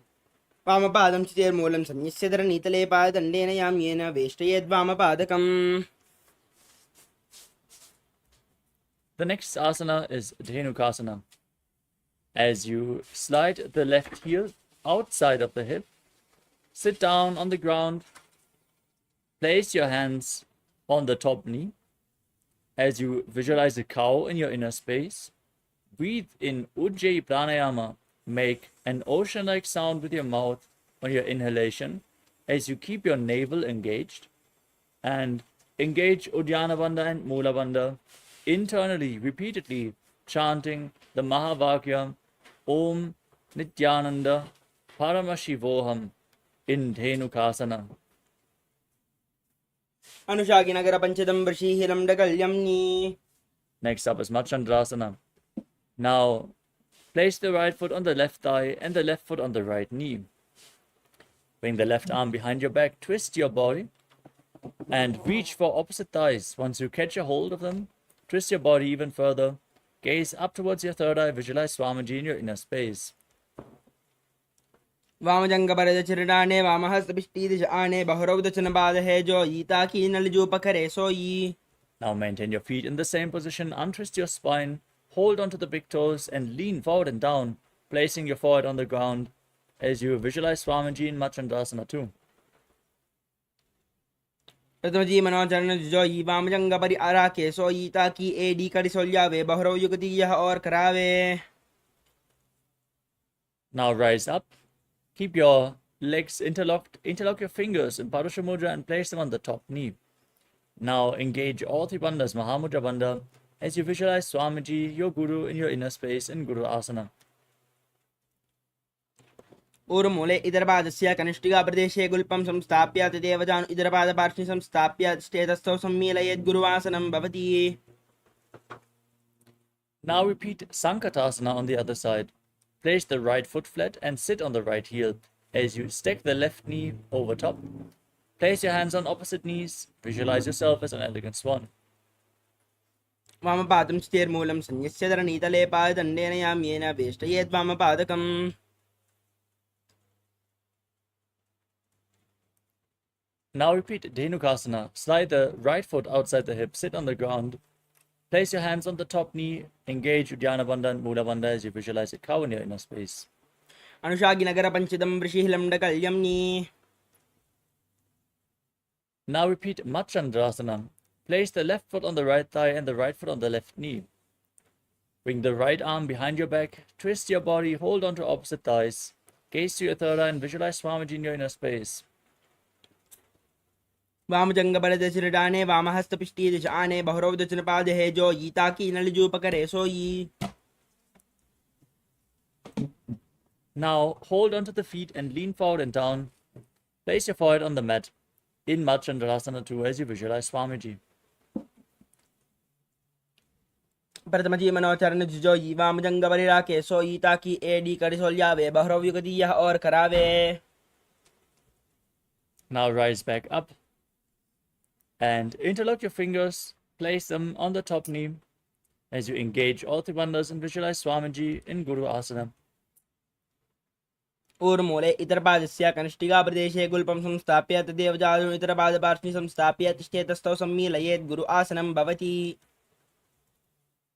Next up is Pashasana. Now place your feet flat on the mat and pull your knees against your chest with opposite hands. Press your tongue upwards in Kejari Mudra. Gaze to your third eye and visualize Swamiji in your inner space. पादले भूमौ निधाय जानुनि उर्सनिधाय विपरीतहस्ताभ्याम् ऊर्ध्वहितजङ्गे निबध्य तिष्ठेत् प्रशासनं भवति. Next up is Bodha Shukasana.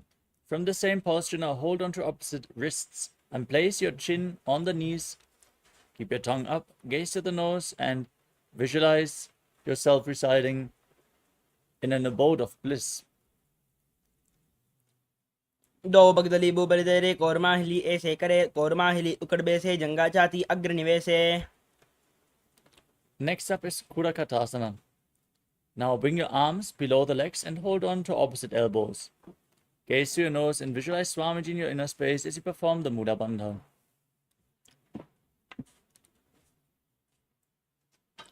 दो हाथ पग बाहर लियावे गोड़ा नीचे ले ठहरावे आम्हा साम्हा ऐसे करे आपस में को हनि पकड़े.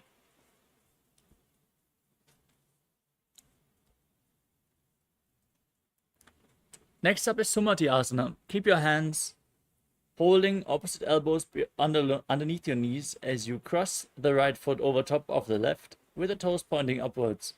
Now gaze to your nose, keep your tongue in Kichari Mudra and visualize the great sage and Maharishi Sumati in Sumati Asana. मूलद्वार धरती बरिराने दावा पग बरदज बद आने दाई भाकती कोले आवे हाथ एक Amtar ठहरावे.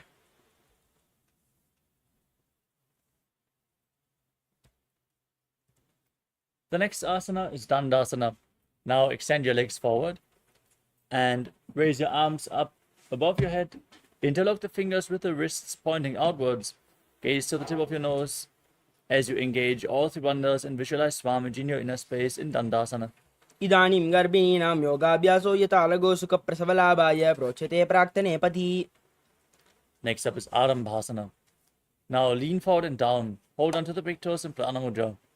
Bring your head towards the knees as you start breathing Nadi Shodhana. Inhaling through one nostril and exhaling through the other alternatingly as you visualize Swamiji in your inner space. दो पग मिलिवा पसारी पगा का अंगूठा पकड़ी लाड़ गोड़ा लगावे. Next up is Pidukasana. Now slightly raise your knees and bring your feet one hand apart. Bring your arms below the legs and hold onto your feet from the outside as you place your head down to the mat. Gaze to your third eye and visualize Swamiji in your inner space. प्रथम बेशे दो उपाव बसारी कचुक उर्द को crore उदारे.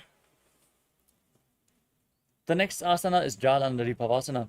Now keep the soles of your feet together, feet extended away from the body. Bring your arms below the shins and keep the palms facing up. Rest your head on your feet as you gaze to your nose and visualize Swamiji in your inner space.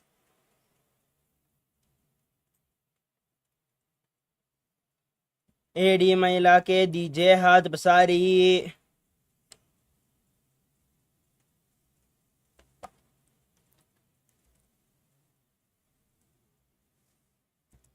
The next asana is Urdhva Paschimottanasana. With your legs extended, now lift one foot behind your neck. Lean forward and down and hold onto the front foot with both hands as you visualize Swamiji and perform the Pratyahara Pranayama. Focus on the prana flowing upward through 9 points of your body, soles of the feet, regenerative organs, the navel, the heart, the throat, the uvula, the center of the eyebrows, the top of the forehead, and the crown of your head, the Brahmarandha. पश्चिमतानं संस्थितं कृत्वा एकं पादं ग्रीवायां धृत्वा तिष्ठेत् ऊर्ध्वपश्चिमतानं भवति. Now, with your leg still behind your neck, lean backwards, straighten your spine, hold onto the foot behind your neck as you gaze to your nose and visualize you are infinite, endless, eternal in Anantasana. उत्तानशयनी एकैकं पायी ग्रीवायां विन्यस्य इतरहस्तेन पावाग्रं गृहीत्वा. Next up is Ankushasana. From Anantasana, now roll onto the side of the elbow, holding onto your foot. Gaze to your nose and feel in complete control in Ankushasana. उत्तानशयिता एकैकं पादं ग्रीवायां कुर्वन् इतरहस्तं कर्णमूले स्थापयेत् तस्यैव हस्तस्य कोर्बरो भूमौ निधाय. Next up is Drushasana.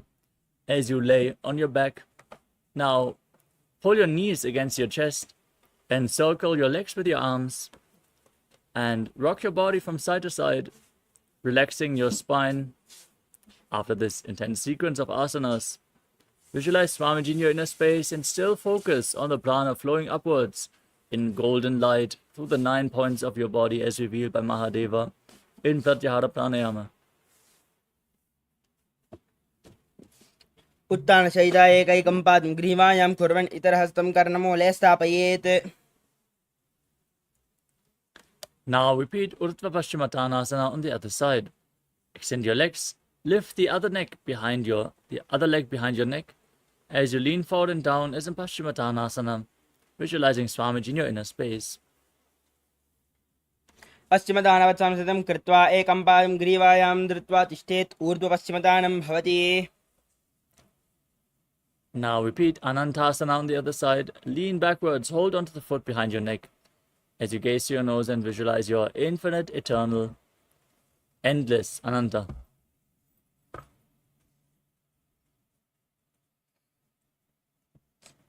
उत्तानशयिनी एकैकं पायी ग्रीवायां विन्यस्य. Now roll onto the side. Rest on your elbow, gaze to your nose and feel in complete control in Ankushasana. उत्तानशयिता एकैकं पादं ग्रीवायां कुर्वन् इतरहस्तं कर्णमूले स्थापयेत् तस्यैव हस्तस्य कोर्बरो भूमौ निधाय. Next up is Yoga Nidrasana. Lay on your back and one by one, lift your feet behind your neck. If you can't bring the feet behind your neck, you can pull them against your chest. Open up your hip as you gaze to your nose and visualize Swamiji in your inner space. पादाभ्यां वेशयेत् कण्ठं हस्ताभ्यां पृष्ठबन्धनं तन्मध्ये शयनं कुर्यात् योगनिद्रा सुखप्रदा. Next up is Atma Ramasana. With your feet raised up towards your head, bring your arms underneath and interlock them behind your neck. Gaze to your nose and visualize Lord Vishnu is blessing you from within. Atmaram आसन प्रथमसुतो सोवे. Next up is Kochikasana. Now lay down on your back and pull your knees against your chest with the soles of the feet pointing up and your arms extended out to the sides at shoulder level. Now gaze to your nose and visualize Swamiji in your inner space as you perform the Mula Bandha. दो हाथ सीधा सा करें, तिरस ube सिपा करे, ऊंचाई आगाने आने बहरो युगदि ऐसे विधिवाने.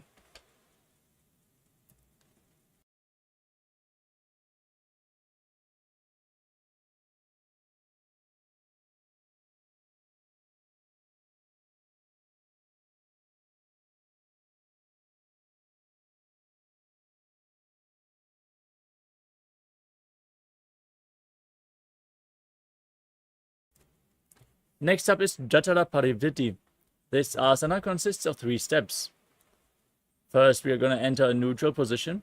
So, raise your knees to your chest and extend your arms out to the side at shoulder level. Then drop one knee to the side and extend the opposite leg down. This is the first step of the asana. Now bend both knees to the side. Second step. And then extend both knees.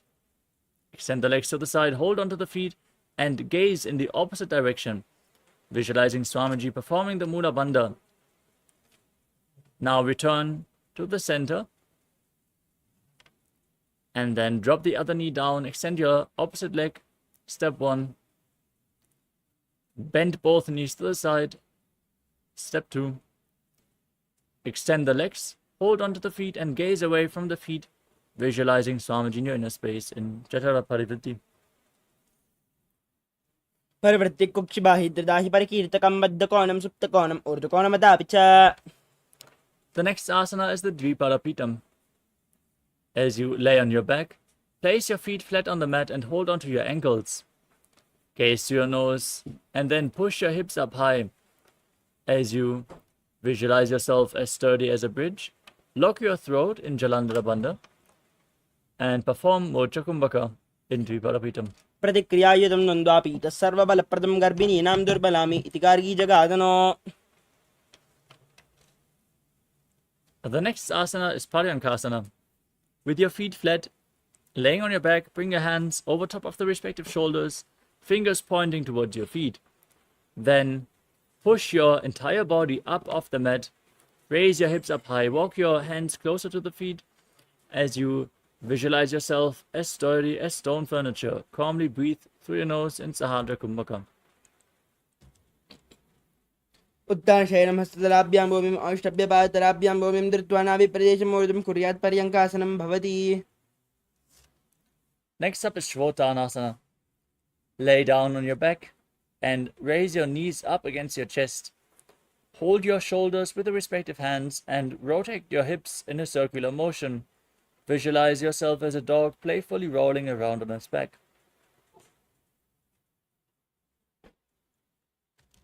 शववत्सरीरं संस्थाप्य जानुनी सम्मील्यनाभवान् ये हस्ताभ्यां कन्दरां बद्ध्वा भामयेच्छुत्थानं भवति. You move on to the Viparita Karani. As you lay on your back, keep your arms flat on the mat and raise your legs up high. Point your toes upwards and move your legs in a circular motion as you visualize Swamiji in your inner space. अथ विपरीतकर्णी मुद्रा भूतिले सुशिरौ दत्त्वा. Now stop the movement of your legs. Be sturdy as you visualize Swamiji in Viparita Karani too. करणी विपरीताख्या सर्वादिव्यादिनाशिनी नित्यम् अभ्यासयुक्तस्य जाटराग्निविवर्धनी. Next up is Langalasana. You can lower your legs, but then again kick your hips up, bring your feet over top of the head, toes down on the ground, interlock your fingers behind in Padasha Mudra and place your arms on the mat. Visualize yourself as a plow as you breathe in Mocha Kumbhaka. गृहवाकण्ठेन भूमिं विस्तम्भ पादाग्रद्वयम् ऊर्ध्वमुन्नयेत् नरकासनं भवति. The next asana is Shaita Paschimottanasana. As you maintain your feet over top of your head, now hold on to your feet with your hands. This is one of the 84 different asanas revealed directly by Lord Paramashiva himself. Internally, repeat the Mahavakya, Om Nithyananda Paramashivoham. उत्थानं शयित्वात् कुर्वीत शयितपश्चिमदानकम्. Next up is Supta Konasana. From the same posture, bring your hips above the shoulder level and open your legs wide. Visualize Swamiji in your inner space and breathe in Moja Kumbhaka.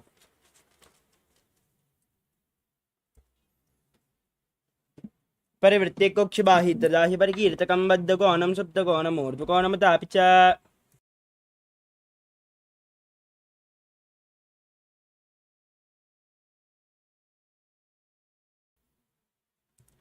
The next asana is Chakrasana. Now join your feet back above your head, hold onto your ankles, and then roll onto your back as you visualize yourself as a chakra, a wheel in Chakrasana. शवासनस्य द्वौ पादौ कुर्यान्मस्तकतः परौ विक्रमेण ततः शीघ्रम् एतत् सर्वस्य साधनं चक्रासने गुल्मप्लीहावतरोगादिनाशनम्.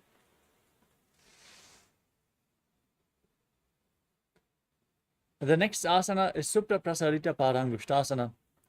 Lay on your back and raise your feet up vertically. Then hold onto the big toes in Prana Mudra and open your legs wide to the side as you visualize Swamiji in your inner space. उत्थानपादं क्रौञ्चं च मरीचं वीरभद्रकं नटराजं त्रिकोणं च सुप्ताङ्गुष्ठप्रसारणे.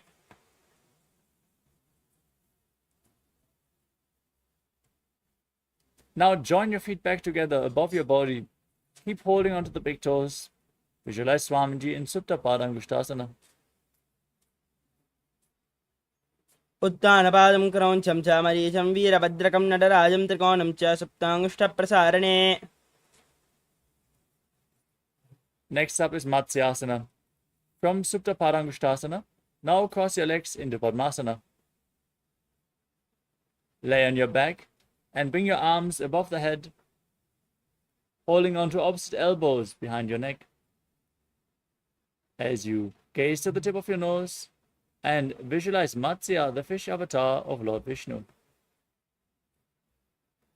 मुक्तपद्मासनं कृत्वा उत्थानशयनाच्चरे कोर्पराभ्यां शिरो वेत्स्य मत्स्यासनं तु रोगः. Next up is Parasharamasana. From the same posture, now place the backside of the right hand onto the left palm, palms facing up above your head. Gaze to your nose and visualize Lord Rama in your inner space. प्रथमकरे पद्मासन आचे सुदोषो वेभो परिपाचे. Next up is Sarvangasana. As you lay on your back with your legs in Padmasana, bring your hands to the lower back and kick your knees and hips up off the ground. Hold your lower back, elbows on the ground supporting your body. Lock your throat in Mocha Kumbhaka. Gaze to the nose and visualize Swamiji in your inner space. तदवक्षेत्रसंक्षेपात् सर्वाङ्गासनमुत्तमं यत्कृत्वा योगनमनो विद्याभिः पण्डितो यथा. Next up is Vrishikasana. Lay down on your back and place one foot onto the opposite thigh. As you pull the opposite knee against your chest, raise your arms up above your head and hook your fingers forward as you gaze up towards your third eye and visualize yourself as a scorpion in Vrishikasana.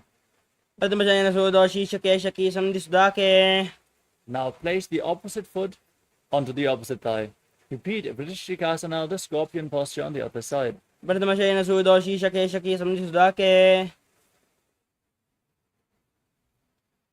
next asana is Vrishaparakshipasana.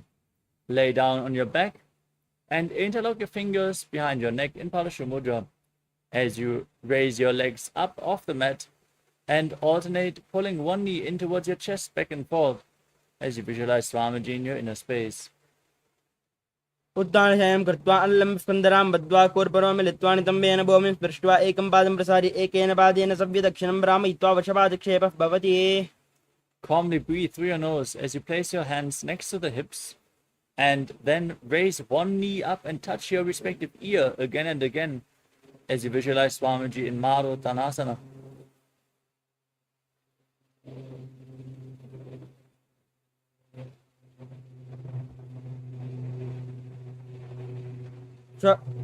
श्रद्धासंस्थितिः कृत्वा ध्यानद्वयं पर्यायेन कर्णयोः संस्पृशेत् मरोत्थानं भवति. The next asana is Vrikasana. As you lay on your back, now place your feet flat and stand up and lay back down again and again as you visualize yourself as a wolf.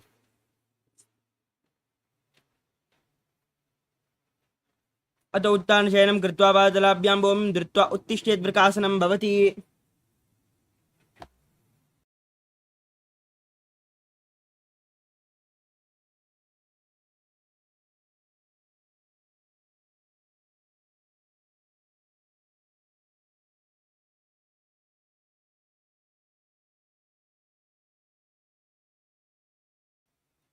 The next asana is Lutasana. As you lay down on your back, kick your legs over your head and roll over again and again as you visualize Swamiji in your inner space and finally end in a prone position on your stomach. अत उत्थानशयनं कृत्वा पादलाभ्यां भूमिं धृत्वा उत्तिष्ठेत् प्रकाशनं भवति. Next up is Sadatasana. As you lay on your stomach, keep your hands next to the shoulders, the toes pointing back. Contract your lips, make a whistling sound with your mouth as you inhale, visualizing yourself as a chariot, carrying warriors into a battle for Dharma on your chariot back in Sadatasana. उत्थानशयनं पादौ शिरौ लङ्गौ भूमौ स्थापयित्वा निब्जं भूयाति निब्जं शयनं पृष्ठं भूमौ निधाय. Next up is Dehalulanganasana. As you push your hands into the mat, raise your body up into a plank position, and then jump your feet in between the hands back and forth again and again as you visualize yourself go beyond body and mind in Dehalulanganasana.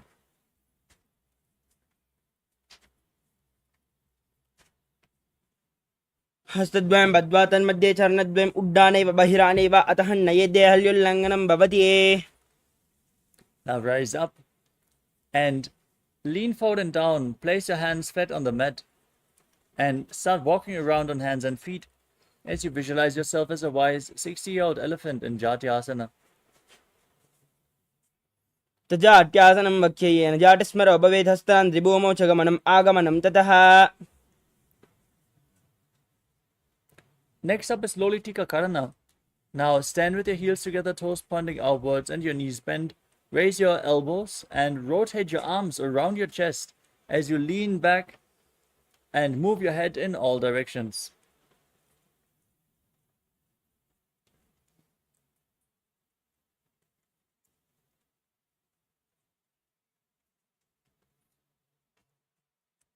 Next up is Sarapasana.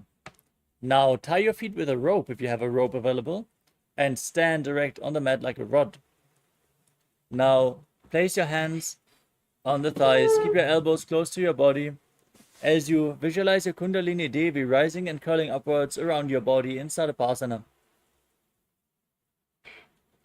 अथ सर्पासनं वक्षे वायुपानाय केवलं शरीरं दन्तपत्यष्टे दर्जुबद्धस्तु पादयोः. Next up is Ushtra Sadhanasana. As you lean forward and down, place your hands on the mat and hold onto your toes from the front. Step your toes on your fingers and rock around on the mat as you visualize yourself as a camel. मुष्टिकनिष्ठिकाप्रदेशेन भूमौ निधाय उपरिपादतले संस्थाप्य अश्वशरीरं चलनीयम् आश्वासनं भवति. Next up is Ashvasana. Maintain the same posture. Lean forward and down and hold onto the feet from the sides as you walk around on the mat, visualizing yourself as a horse. मुष्टिकनिष्ठिकाप्रदेशेन भूमौ निधाय उपरिपादतले संस्थाप्य अश्वशरीरं चलनीयम् आश्वासनं भवति. The next asana is Kapota Nitakasana. As you stand on the mat with your feet together, interlock your fingers behind your body and pull your hand down towards your calves, opening up your chest widely, leaning back and visualizing yourself as a soaring bird diving. पादतले भूमौ निधाय पृष्ठभागेन हस्तौ जङ्घापर्यन्तं नीत्वा कपोतनिटकं भवति.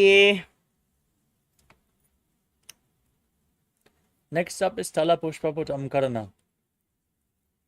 As you stand with the heels together, toes pointing outwards, your knees slightly bent, join your hands in Namaskara Mudra and bow down to one side, opening up the palms and raising the respective heel off the ground as you visualize yourself holding a bouquet of flowers and offering it to Paramashiva.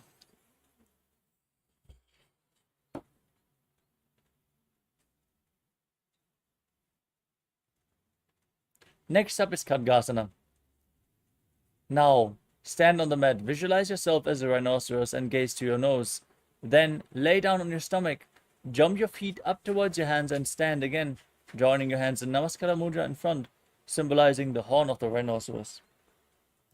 नुजा सरदमासनं कृत्वा पातलाभ्यो भूमिम् अवष्टभ्य उत्तिष्ठेत् खड्गासनं भवति. Next up is the Uttanottanam. You can hold weights if you want to intensify this asana.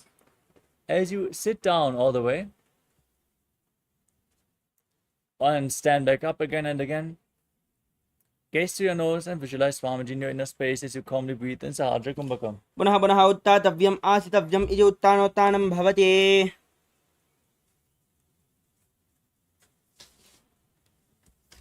The next asana is Musalasana. Now raise your arms up above your head and jump repeatedly as you visualize yourself as a mace. सरलं स्थित्वा ऊर्ध्वं बाहु नयेत् वारं वारम् उड्डानं कुर्यात् नयेत् मुसलानं भवति.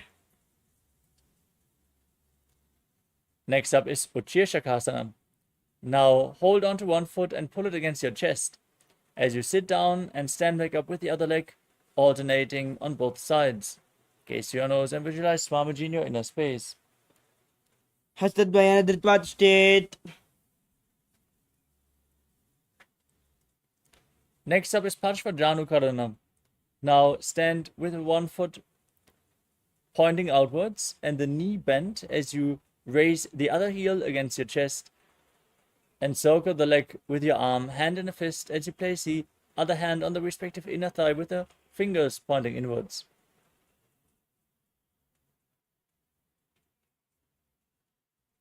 We move on to Tandavasana. Now visualize yourself fiercely dancing as Lord Shiva as you extend your arms forward and one leg as well, sitting down and standing back up.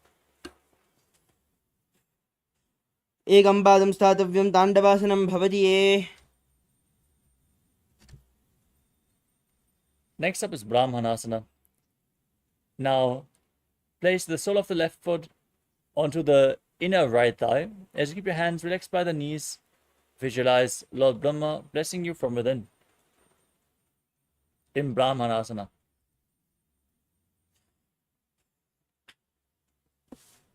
ब्राह्मणासनम् आवक्ष्येयत् कृत्वात् ब्राह्मणो भवेत्.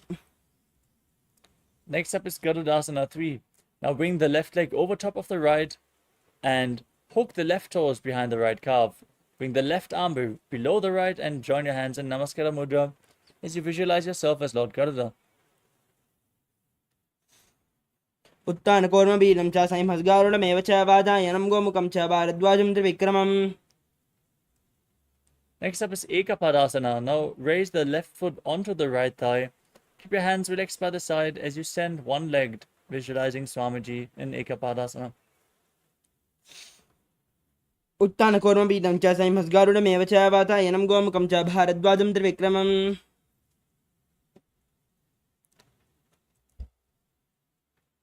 Next up is Dhruvasana, the Posa posture. Now hold on to the left big toe as you extend the leg out to the side. Rotate quickly on the standing leg as you visualize yourself as the North Poster in Dhruvasana.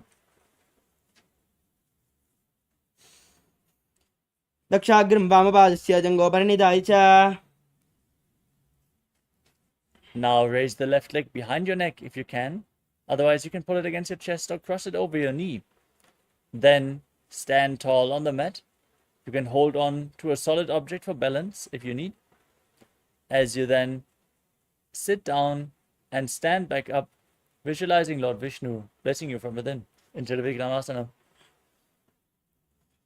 ग्रीवायां पादं संस्थाप्य स्थातव्यम् उत्थातव्यं त्रिविक्रमासनं भवति.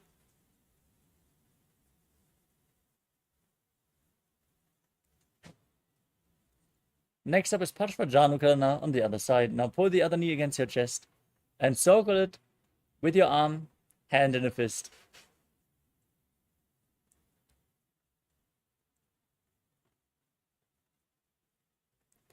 Now repeat Tandavasana on the other side. Extend your arms and the other leg. Sit down and stand back up as you fiercely dance as Lord Shiva. एकेन पादेन स्थातव्यं ताण्डवासनं भवति. Next up is Brahmanasana on the other side. Now place the right foot to the inner left thigh. Keep your hands relaxed by the side as you visualize Lord Brahma blessing you from within.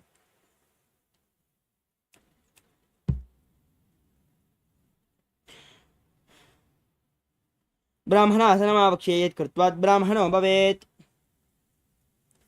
Next up is Garudasana 3. Now bring the right leg over top of the left knee. Hook the toes behind as you bring the right arm below the left.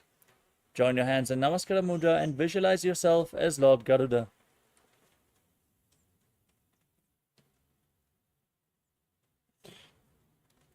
उत्तानगौरवपीडं च संहसगारुडमेव च वातायनं गोमुखं च भारद्वाजं त्रिविक्रमम्. Next up is Ekapadasana on the other side. Now place the right foot on the left thigh and keep your hands relaxed by the side as you visualize Swamiji in your inner space. दक्षाग्रं वामपादस्य जङ्गोपनिधाय च. Now hold on to the right big toe in Prana Mudra.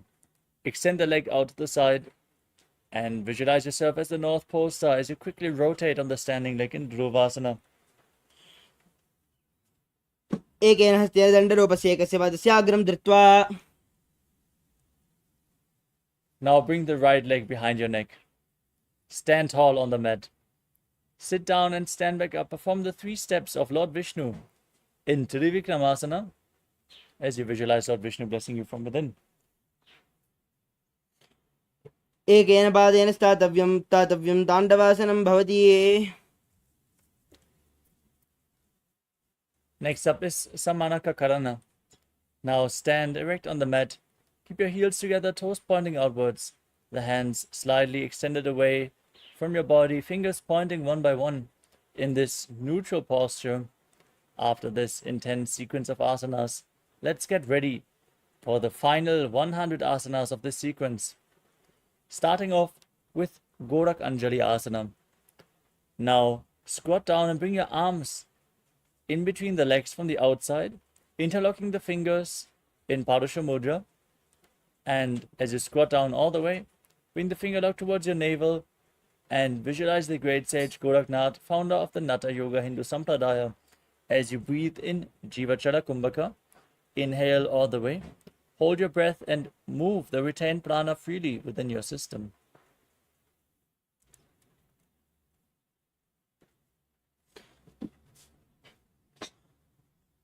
प्रथमहे वोहोय बाहुरेणि च उपनिहोवे. We move on to Kanchi Asana. Now bring your arms in between the legs and interlock your fingers behind your butt as you visualize Swamiji in your inner space. पूर्वमध्यस्थस्थो निवेश्य तं धृत्वा. Next up is Bhairava Asana. Now squat down all the way and keep your heels close to the perineum. Then interlock your fingers behind as you gaze towards your navel and visualize Bhagavan Kala Bhairava, the Lord of Time.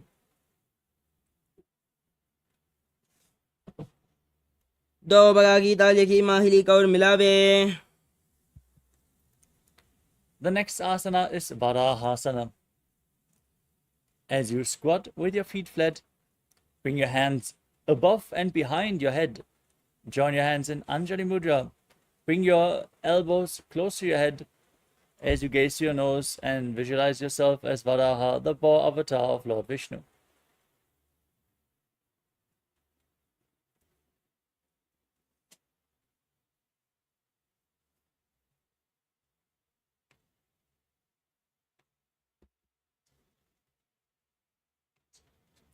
दो बगा गीता लिखी माहिली कौर मिलावे. We move on to Pripitasana. Now hold on to the big toes in Prana Mudra and raise your hips to the same level as your knees. as you visualize Swamiji in your inner space. तदुत्थान आसनानि पार्श्वद्वये सम्मिल्य स्थित्वा धम्मं जान प्रदेश आनीये. Next up is Bakasana. Now place your hands flat on the mat and bring your knees onto your arms towards your armpits. Lean forward, find balance, lift your feet off the mat as you visualize yourself as a crow in Bakasana.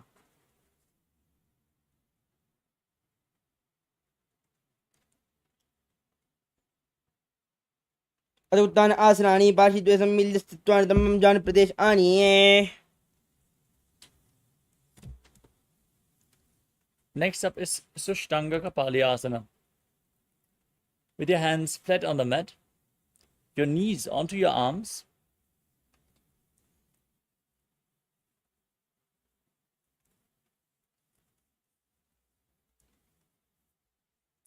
now lean forward and raise your hips up into a headstand posture. Then cross your legs into Padmasana.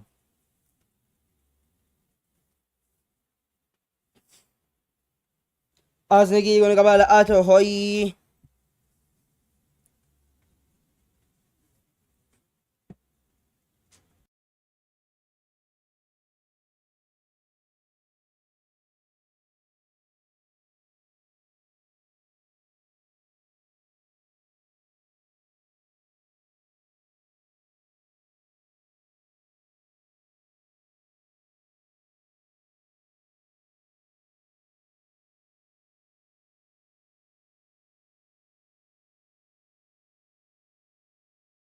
The next asana is Guptasana. Now sit in a kneeling posture.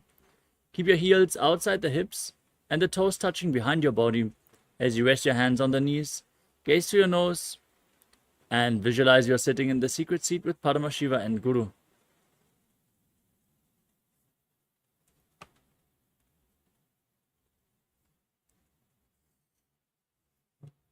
जानर्वोरन्ते पादौ कृत्वा पादौ च गोपयेत्.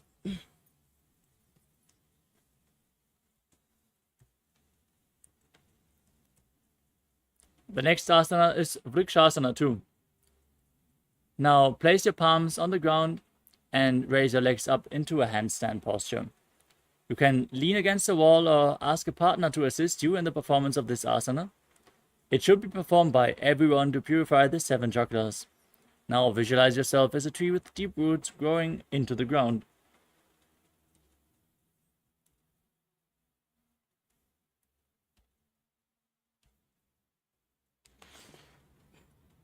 सप्तप्रक्षालनाय vrikshasana विशेषकान्.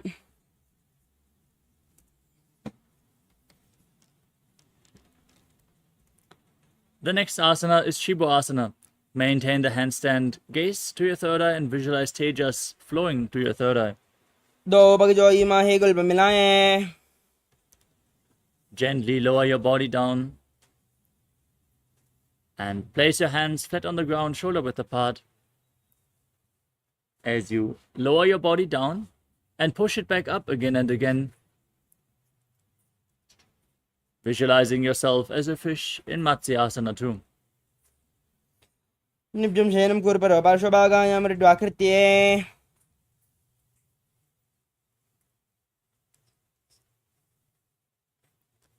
The next asana is Sarpasana too. As you lay on your stomach, now place your hands on the hips, raise your chest and move it from left to right as you visualize and move your body like a snake.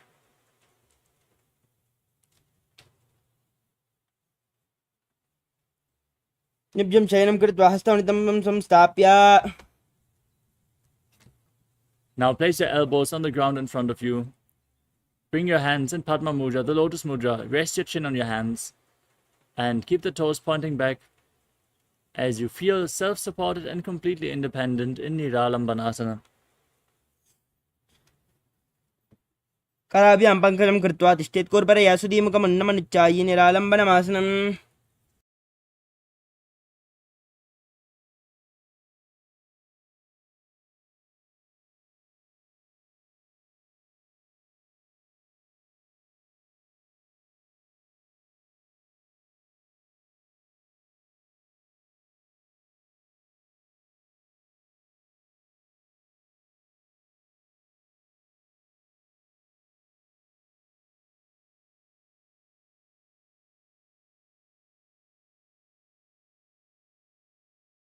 The next asana is Chaturasana, as you lay on your stomach. Now place your hands flat on the mat and bend your knees. Raise your feet up towards your upper back as you raise your chest by straightening your arms. Tilt your head back and visualize yourself as an umbrella protecting your guru from the sun rays. अर्ध्यासनमस्थित्वा हस्तलाभ्यां भूमिम् अवष्टभ्यमुन्नया चत्रासनं भवति. Next up is Vajrasana. Now sit with your feet flat on top of your heels. Lean forward and down as you extend your arms. Place your palms on the mat and your forehead on the ground as well. Gaze to your nose and visualize yourself as Vajra, the weapon of Indra, symbolizing your indestructibility. इदानीं गर्भिणीनां योगाभ्यासो यथा लघु सुखप्रसवलाभाय प्रोच्यते प्राक्तने पतिये. Next up is Meshasana. With your hands flat on the mat, raise your hips up into Gajasana and alternate striking the ground with your hands as you visualize yourself as powerful as a ram. गजासनं संस्थितौ एकैकं बाहुं भूमौ ताडयेत् मेषासनं भवति. Next up is Ajasana. From Gajasana, now raise your hips up and slowly lower your forehead down towards the ground as you visualize yourself as unborn, existing for all eternity. गजासनं संस्थितौ पादद्वयं मम तराळे कृत्य मस्तकेन भूमिं स्पृष्टा अजासनं भवति. We move on to Dhanantarasana. Now sit in a kneeling posture. Hold onto the big toes and pull them close towards your perineum. Then place your hands on your thighs or your knees. Gaze to your nose. Visualize Swamiji in your inner space. Breathe in Ujjayi Pranayama. Make an ocean-like sound with your mouth. Next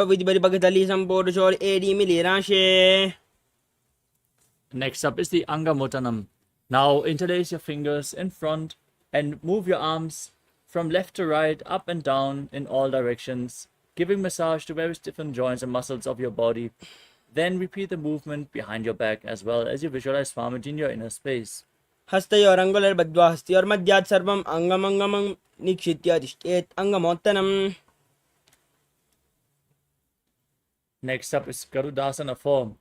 As you sit in Vajrasana on your heels, turn your feet sideways so the toes are pointing outwards.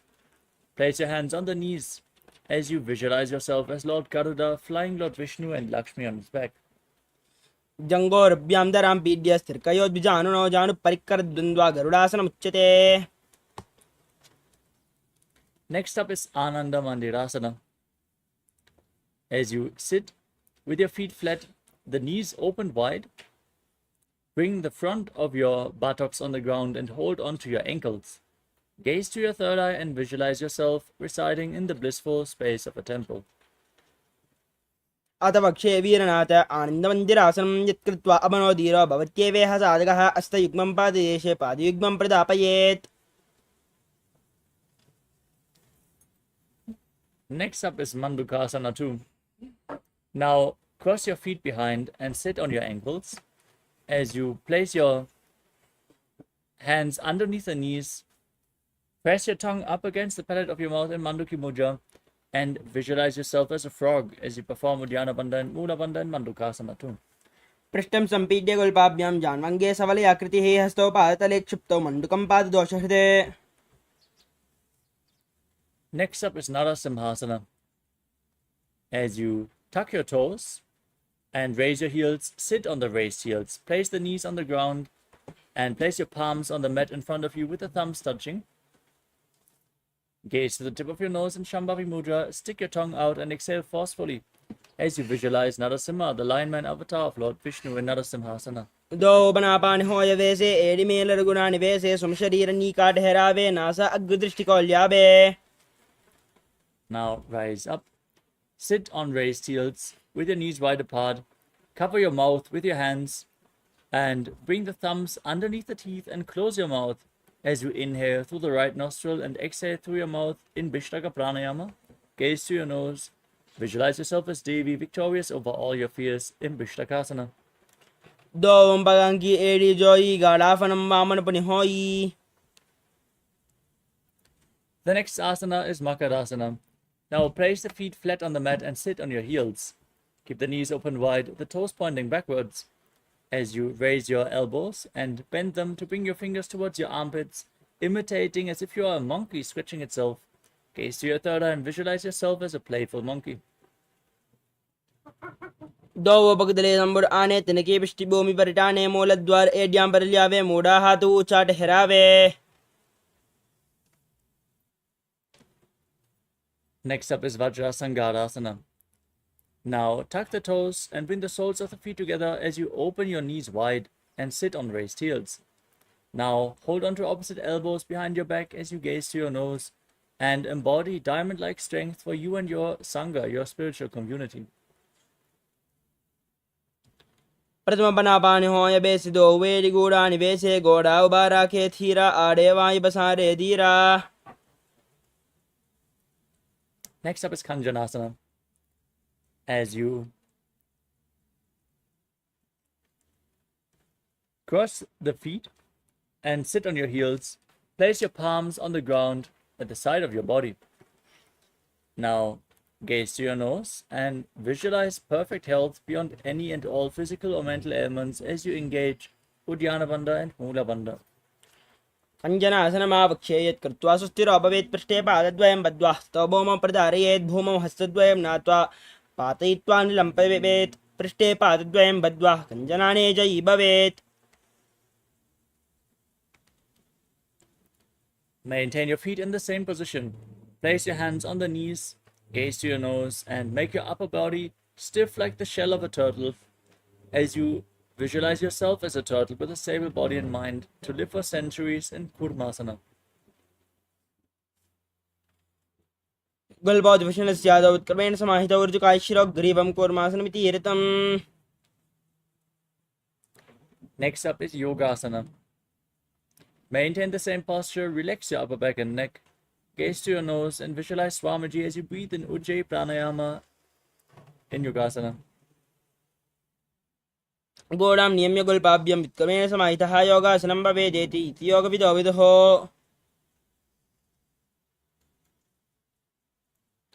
Next up is Vijrogasana. Now stand on your knees and cross your feet behind, bringing the feet near the opposite knees. Now hold your calves with your fingers inside and the thumbs outside as you gaze up towards your third eye. Visualize a space of eternal oneness, Advaita, with your Guru. गोडां वामनो अबोहोयि गोडा आधारा खेदोय दत्पाद की पानी रहावे पनव्वाम गोडा दिग्ल्यावे. Next up is Ushtrasana 2. Standing on your knees with the top of the feet flat on the ground. Then hold on to your heels and lean backwards, pushing your hips forward. Tilt your head back and visualize yourself as a camel. मेरुदण्डग्रन्थिदाढ्य संविपादे शुष्मान् कपोतोष्ट्रासनाभ्यासं कुर्यान्मितहितासनः. Next up is Jatyasana 2. With your feet flat, hold onto the soles of the feet and lean backwards, placing your elbows and the back of your head on the mat. Now, gaze to your nose and visualize yourself as a lotus blooming. दो AD संबुड करे सोले मूल द्वारि दरिदरे. Next up is Viratasana. From the same position, place your back on the mat and raise back up again and again. You can use the support of your feet, of your hands if needed, as you gaze to your nose and visualize the healing and liberation of all causal, subtle forms of your body. जंगाप्ति भूमौ निधाय जंगोरुभं ऊरुनि संस्थाप्य पृष्ठिवं संवारं बालं स्पृशेत् विराटासनं भवति. The next asana is Kapotasana. From the same posture, now lean backwards and raise your hands over top of the respective shoulders, bringing the forearms on the mat behind you. As you then bring your head in between the feet if you can. Lean back as far as possible as you visualize yourself as a beautiful dove. मेरुदण्डग्रन्थिदाढ्य संविपादे शुष्मान् कपोतोष्ट्रासनाभ्यासं कुर्यान्मितहितासनः. Next up is Varasana. Now raise back up and stand on your knees with the toes tucked and hold on to opposite elbows with your hands as you gaze to your nose. This is the boon fulfilling posture. Receive your boon from Paramashiva. As you visualize Paramashiva, internally chant Om Nithyananda Paramashivoham. जानने भूमौ संस्थाप्य हस्ताभ्यां बाहु परस्परं धृत्वा सरलं तिष्ठेत् वरासनं भवति ये. Next up is Varahasana 2. With your toes tucked, place your perineum on the raised heels and place your forearms on the ground in front of you. Rest your face on your hands as you visualize yourself as Varaha, the boar avatar of Lord Vishnu. सूर्यं चन्द्रं वेदनानि कथयन्ते कूर्परो भूमौ स्थापयित्वा.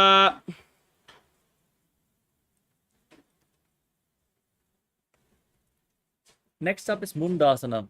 From the kneeling posture, place your forearms on the ground, elbows shoulder width apart. As you interlock your fingers, place your head on the mat and support it with your hands.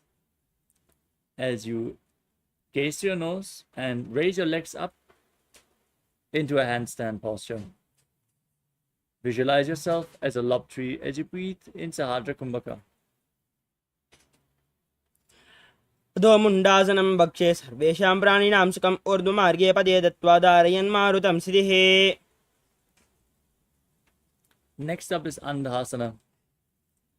From a kneeling posture, with your feet flat, lean forward and bring your head in between the knees. Hold your head with both hands, elbows outside the knees. As you gaze to your nose and inhale through the nose, exhale through your mouth in this asana, visualizing Swamiji in your inner space. पद्मभगतली समट हरावे कोरमा हिले उभय मिलावे पनापानी हुकड़ करबे से दो very गूढ़ा निवेशे. Next up is Viparita Shalabhasana. Now lay down on your stomach. Hold weights if you want to intensify this asana as you bring your arms up above your head and then raise your legs and chest and arms off the mat, visualizing yourself as a locust. शलभासन वेदास्यानद बेरुण्ड नामके गन्ध बेरुण्ड शैते शीर्षदण्डासनं तदा. The next asana is Kapalasana. As you lay on your stomach, now bring your hands flat next to your hips, place your forehead on the ground and raise your legs up.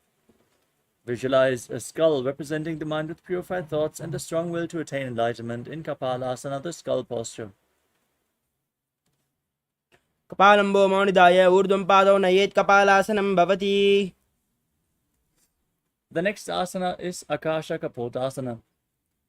Now keep your arms flat on the mat and raise your hips up. Bring your feet over top of your head and place them on the ground in front of your face as you visualize yourself as a free and open dove. उच्छ्वासने स्थित्वा चरणौ भूमेरुत्थाप्य मस्तकोपरि नीत्वा पृष्ठपादेशेन भूमौ स्थापयेत् आकाशकपोतं भवति. Next up is Chatakasana. Now sit in a kneeling posture and lean forward and down, placing your forearms on the mat. Be sturdy and visualize yourself as a sparrow.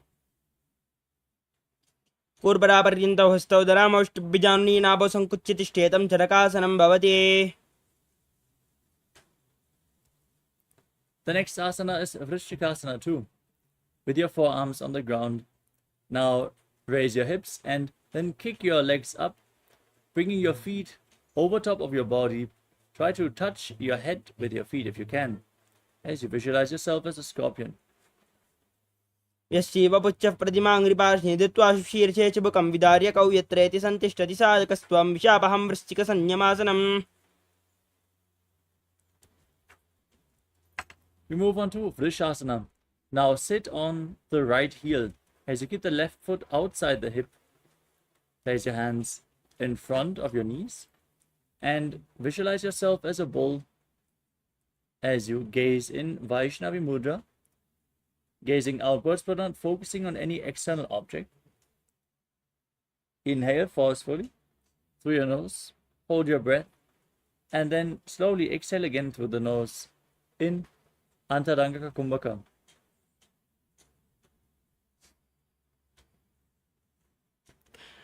याम्यगुल्बे पादमूले वामभागे पदेतरं विपरीतं स्पृशेत् भूमिं प्रशासनमिदं भवेत्.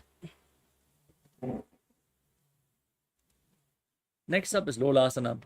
With your hands flat on the mat, now raise your entire body off the ground, cross the toes of the left foot over the right, and balance on your arms as you visualize Swamiji in your inner space.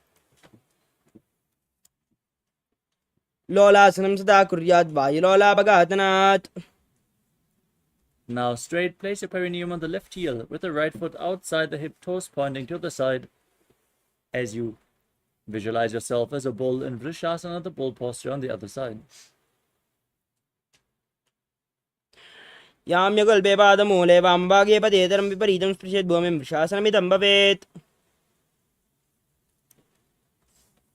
Next up is Bala Gunasana. Now tuck the toes of the left foot and sit on the raised left heel as you place the right foot flat on the mat in front with a knee raised against your chest. Place your hands on the knees and visualize Bala Gunahai, one of the 84 siddhas in your inner space. आसनगाओगण जलविकार जाइए. Now raise up. Then squat down and bring your arms in between the legs. Hold onto your ankles from the outside as you visualize yourself as the entire planet in Grahasana. पादले भूमौ संस्थाप्य हस्ताभ्यां जानुनी कोर्परौ स्थापयित्वा गुल्पप्रदेशो धृत्वा तिष्ठेत् ग्रहासनं भवति. Now tuck the toes of the right foot, sit on the raised right heel, bring the left foot flat with a knee raised against the chest as you repeat Bala Gunasana on the other side. आसनगाओगण जलविकार जायि. Next up is Utkatasana. Now tuck the toes of both the feet and sit on the raised heels. Keep your knees lifted off the ground. Place your hands on the knees, holding onto weights if you want to intensify this asana. As you visualize Swamiji in your inner space, keep breathing in Antaranga Kumbhaka. आसनगाओगण जलविकार जायि. Next up is Vajrasangarasana 2. As you sit with the soles of the feet together on raised heels, keep your knees wide apart and hold onto opposite elbows behind your back. Visualize Swamiji in your inner space and perform the Mula Bandha. प्रथम बनापानि होय जैसे दो where गोड़ा निवेशे गोड़ा उबारा खेथिया आड़े Y पसारे दीरा. Next up is Anilasana. Now place your palms on the ground and step your heels onto your hands. As you squat down all the way, keep your arms straight, gaze to your nose and visualize you are able to live off of air alone. दो हाथ भूमि पर जाने कहुनी जाड़ियां भी लगाने. Next up is Padukasana. Now stand up and place your hands on the ground in front of you with the fingers pointing towards your body. Step your feet onto your fingers and wrap your hands around the feet like shoes. Then walk around on the mat, visualizing yourself wearing padukas and walking across India. दो हाथ भूमि पर जाने कहुनी जाड़ियां भी लगाने. Next up is Kukkutoddanasana. As you place your hands flat on the mat, kick your legs up and let them fall back down again and again, visualizing yourself as a rooster. हस्ततलयोः पादतले कृत्वा तिष्ठेत् गच्छेत् पादुकासनं भवति. The next asana is Viparita Nrityasana. As you keep your hands flat on the ground, raise your legs up and move around on two hands, dancing. Feel yourself become free of all inhibitions.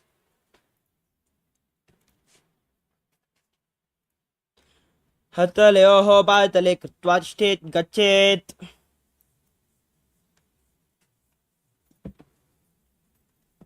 Next up is Kunjarasana. As you stand on the mat, bring your feet apart and place one palm flat on the mat as you raise the other hand towards your head. visualize Swamiji in your inner space. Breathe calmly through your nose in Sahajra Kumbhaka. अथ वक्षे Mahadev कुञ्जरासनमुत्तमं करेण ऐकेन पादाभ्यां भूमौतिष्ठेत् शिरःकरः Now place the other hand on the mat. Repeat Kunjarasana on the other side. अथ वक्षे Mahadev कुञ्जरासनमुत्तमं करेण ऐकेन पादाभ्यां भूमौतिष्ठेत् शिरःकरः Next up is Kadambasana. Now squat down all the way and hold onto your ankles. As you raise your feet off the mat, visualize yourself as a Kadamba tree, a pious tree that promotes a long life. पार्ष्णिभ्यां भूमिम् अष्टभ्यहस्तद्वयेन गुल्पा धृत्वा तिष्ठेत् कादम्ब भवति Next up is Pavana Muktasana. Now sit with your feet flat in front of you and pull opposite knees against your chest with your hands as you visualize any excess vata being released from or balanced within your system. द्वयोस्तु पादयोः पाणिं लात्वा स्वस्वनितम्बके जानुनी वक्षसि साधुर्बभ्रतीकरबन्धनैः The next asana is Chakorasana.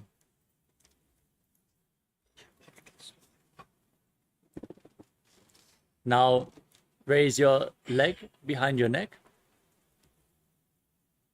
and place your hands on the ground beside you.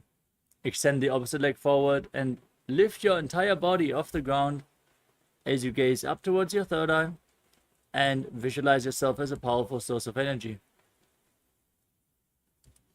पूर्वदानं च दुष्पादं पीडं वज्रासनं तथा चकोरक्रौञ्च शलभभुजङ्गम् अपि वृश्चिकम्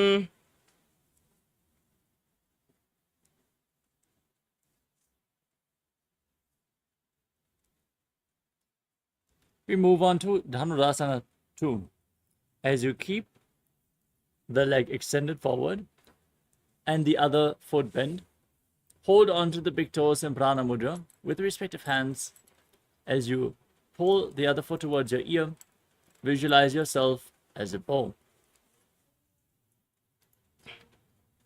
पादाङ्गुष्ठौ तु पाणिभ्यां गृहीत्वा श्रवणावधि धनुराकर्षकाकृष्टं धनुरासनमीरितम्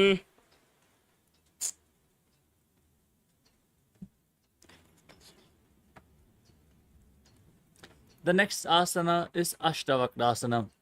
Now bring the left foot over top of the left shoulder and hook the right foot over top of the left foot. Now extend the legs out to the side and lean forward. As you balance on your arms, visualize yourself as a flying crane. वासिष्ठमतकौण्डिन्यम् ऊर्ध्वककुटमेव च अष्टावक्रमतोत्थानं मयूरं सेतुबन्धनम्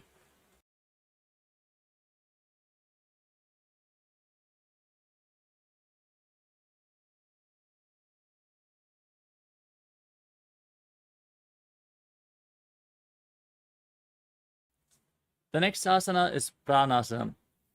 Now place the right foot onto the left thigh and place the left foot flat on the ground, raising the left knee. Bring your shoulder underneath the raised knee and press the right knee down towards the mat. Gaze up towards your third eye and visualize you are immortal and able to exist solely from prana. एतत् प्रभेदं वक्ष्यामि करोति यस्य चामरः एकपादमुरो बद्ध्वा स्कन्देऽन्यपादरक्षणम् Next up is Parshvamatsindrasana. Now place the right foot at the outside of the left hip and step the left foot over top of the right knee. Twist your right elbow outside of the raised knee. Bring your arm below and hold on to your hands behind your back. As you twist your body, gaze up towards the third eye in Shambhavi Mudra. Visualize Sage Matsindana, the master of Hatha Yoga. Breathe calmly through your nose in Sahadra Kumbhaka and perform the Mula Bandha in Parshvamatsindrasana. वामोरमूलार्पितदक्षपादो जान्वोर्बहिर्वेष्टितदक्षदोष्णा प्रघर्य तिष्ठेत् परिवर्तिताङ्गः श्रीमत्स्यनाथोदितमासनं स्यात् Now repeat Chakrasana on the other side. Now lift the other leg behind your neck. Extend the opposite leg forward. Lift your body off the mat as you gaze to your third eye and visualize yourself as a powerful source of energy. पूर्वतां चतुष्पादं पीतं वज्रासनं तथा चकोरक्रौञ्च शलभभुजङ्गम् अपि वृश्चिकम्. Now repeat Dhanurasana 2. Hold on to the big toes and pull the other foot towards your ear as you visualize yourself as a bow. Calmly breathe through your nose in Sahadra Kumbhaka. पादाङ्गुष्ठौ दुबाणिभ्यां गृहीत्वा शरणावधि धनुराकर्षकाकृष्टं धनुरासनमीरितम्. Now repeat Ashtavakrasana on the other side. Bring the right foot over top of the respective shoulder. Hook the left foot over top of the right and extend your legs out to the side. Lean forward, find balance. Lift your body off the mat as you visualize yourself as a flying crane.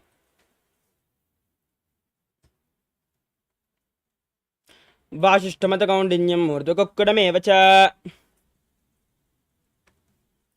The next asana is Pranasana on the other side. Now, place the left foot on the right thigh, the right foot flat, knee raised, bring the right shoulder underneath the knee. Press the left knee to the mat and gaze to your third eye as you visualize you are immortal and able to exist solely from prana. एतत् प्रभेदं वक्ष्यामि करोति यस्य चामरः एकपादमुरो बद्ध्वा स्कन्धेऽन्यपादरक्षणम्. Next up is Parshvamatsyandasana on the other side. Now, place the left heel at the right hip and step the right foot over top of the left knee. Twist your body around the raised knee and bring the arm below the raised knee. Interlock your fingers behind your back as you gaze up towards your third eye and visualize Sage Matsyandana, the master of Hatha Yoga. वामोर्मूलार्पितदक्षपादो जान्वोर्बहिर्वेष्टितदक्षदोष्णा प्रहगर्ह्यतिष्ठेत् श्रियमत्स्यनाथोदितमासनं स्यात्.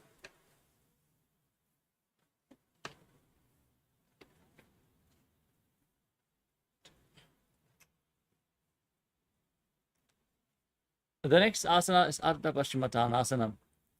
Now, place your left heel against the perineum and lean forward and down, keeping the right leg extended.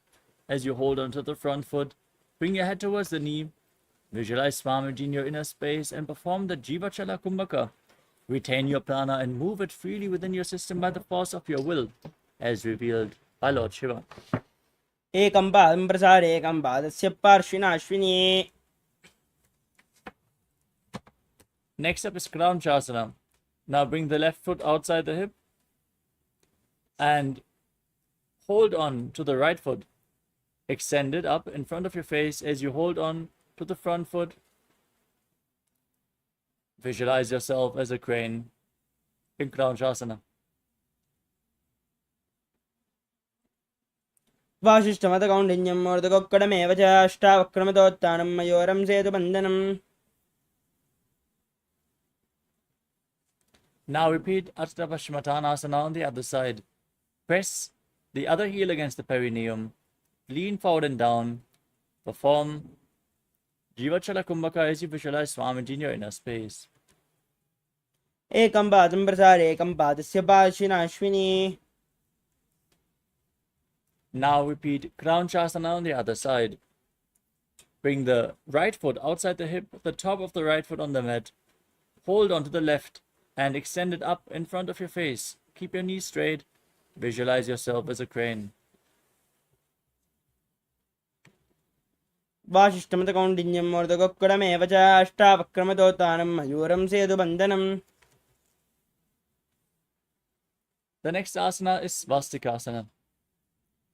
Now, sit in a cross-legged posture with your feet in between the thighs and calves. Gaze to your nose and embody peace, well-being, good fortune, and prosperity as you visualize a swastika in your inner space.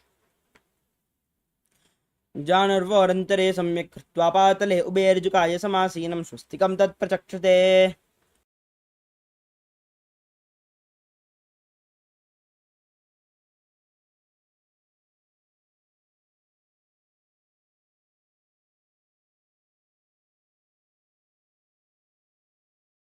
Next up is Gorakshasana. From the same posture, now cover your heels with your respective hands. As you gaze to your nose, visualize the great sage Goraknath, founder of the Natha Yoga Hindu Sampradaya, and perform Jalandhara Bandha and Mula Bandha. Tuck your chin to the chest. Contract the perineal floor in Gorakshasana.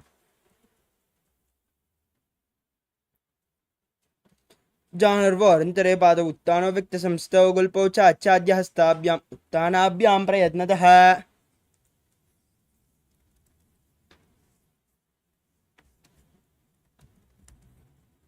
Next up is Bhagasana 2. Now press your left heel against the perineum and place the right foot onto the left thigh. Gaze to your third eye. Visualize Swamiji meditate on Arihanta, the Lord, the Enlightened One. As you get ready to enter Shanmukhi Mudra, inhale all the way.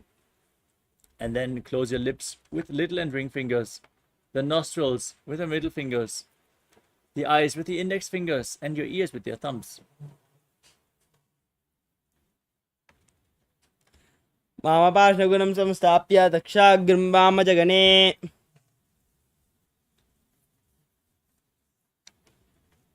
Dominic, I'm going to project.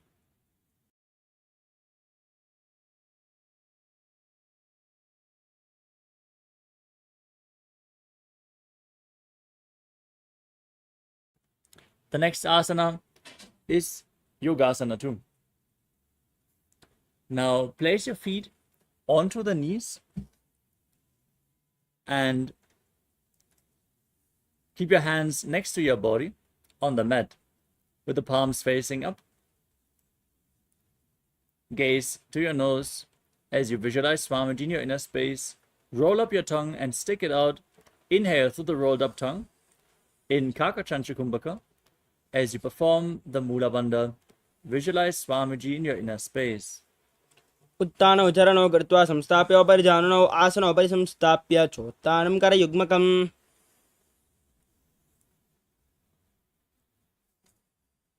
Next up is Urdhva Kukutasana. Now rotate your hands at the side. Press your palms into the mat and lift your body up as you sit in Padmasana, visualizing yourself as a rooster.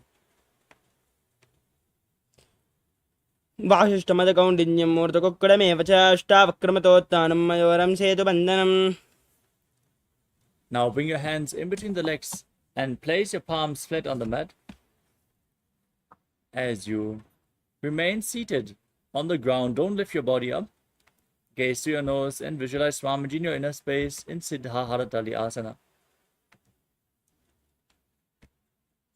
प्रथम पद्मासन गोकरे हस्तदो वो गोडासन दिदेरे उभय हते लेबो देरी राके पोचा गोडासन दिदाखे. Next up is Hamsasana.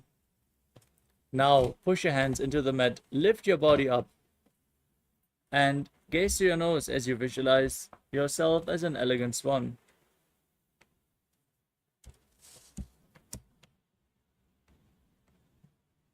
कुक्कुडासन स्थित्वा स्कन्दपर्यन्तम् ऊरुन् नीत्वा तिष्ठेथं सासनं भवति. Next up is Karmukasana.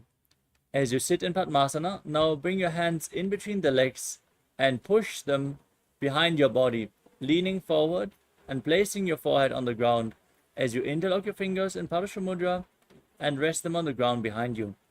Visualize yourself as Pinaka, Lord Shiva's bow. प्रथम पद्मासन गोकरे गोडासन दिमाहि करिदरे तरापहारी दुसारी करे दोवो आने कोन्या उपरि समदिले ठाने. Next up is Kurmasana 2.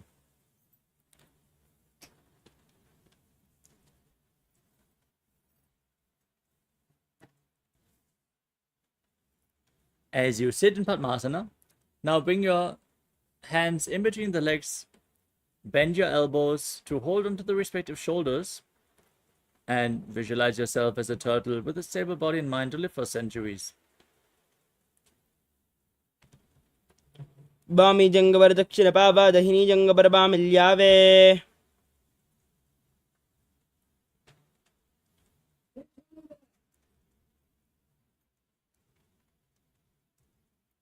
From the same posture, now tuck your chin to the chest, gaze to your nose, and rejoice knowing you're sitting in Shiva's secret knot posture, Granthi Bedasana. अथ वक्षे नीलकण्ठ ग्रन्थिभेदासनं शुभं न्यत्वा रुद्रोपवेक् क्षिप्रं सूक्ष्मवायुनिषेवनात् कृत्वा पद्मासनं मन्त्रे अङ्गुष्ठजङ्गयो हृदये करौ कोर्परो पर्यन्तं वेदे स्कन्धधारणम्. Now roll onto your back from the same posture. Keep your legs in Padmasana and hold onto the respective shoulders with your arms in between the legs as you gaze through your nose and embody a turtle laying on its back in Uttana Kurmasana. कुक्कुडासनबन्धस्थं कराभ्यां धृतकन्दरं पीठं कूर्मवदुत्थानम् एतदुत्थानकूर्मकम्. Now sit back up into Padmasana as you bring your arms in between the legs, placing one palm flat on the mat, holding its wrist with the other hand, and then lifting your entire body off the ground as you visualize yourself as a rooster in Pangu Kukkutasana. कुक्कुडासनवच्चित्वा एकेन हस्तेन अन्यस्यामनिबन्धं धृत्वा हस्ततलेन भूमिम् अवष्टभ्य तिष्ठेत् पङ्गुकुक्कुटं भवति.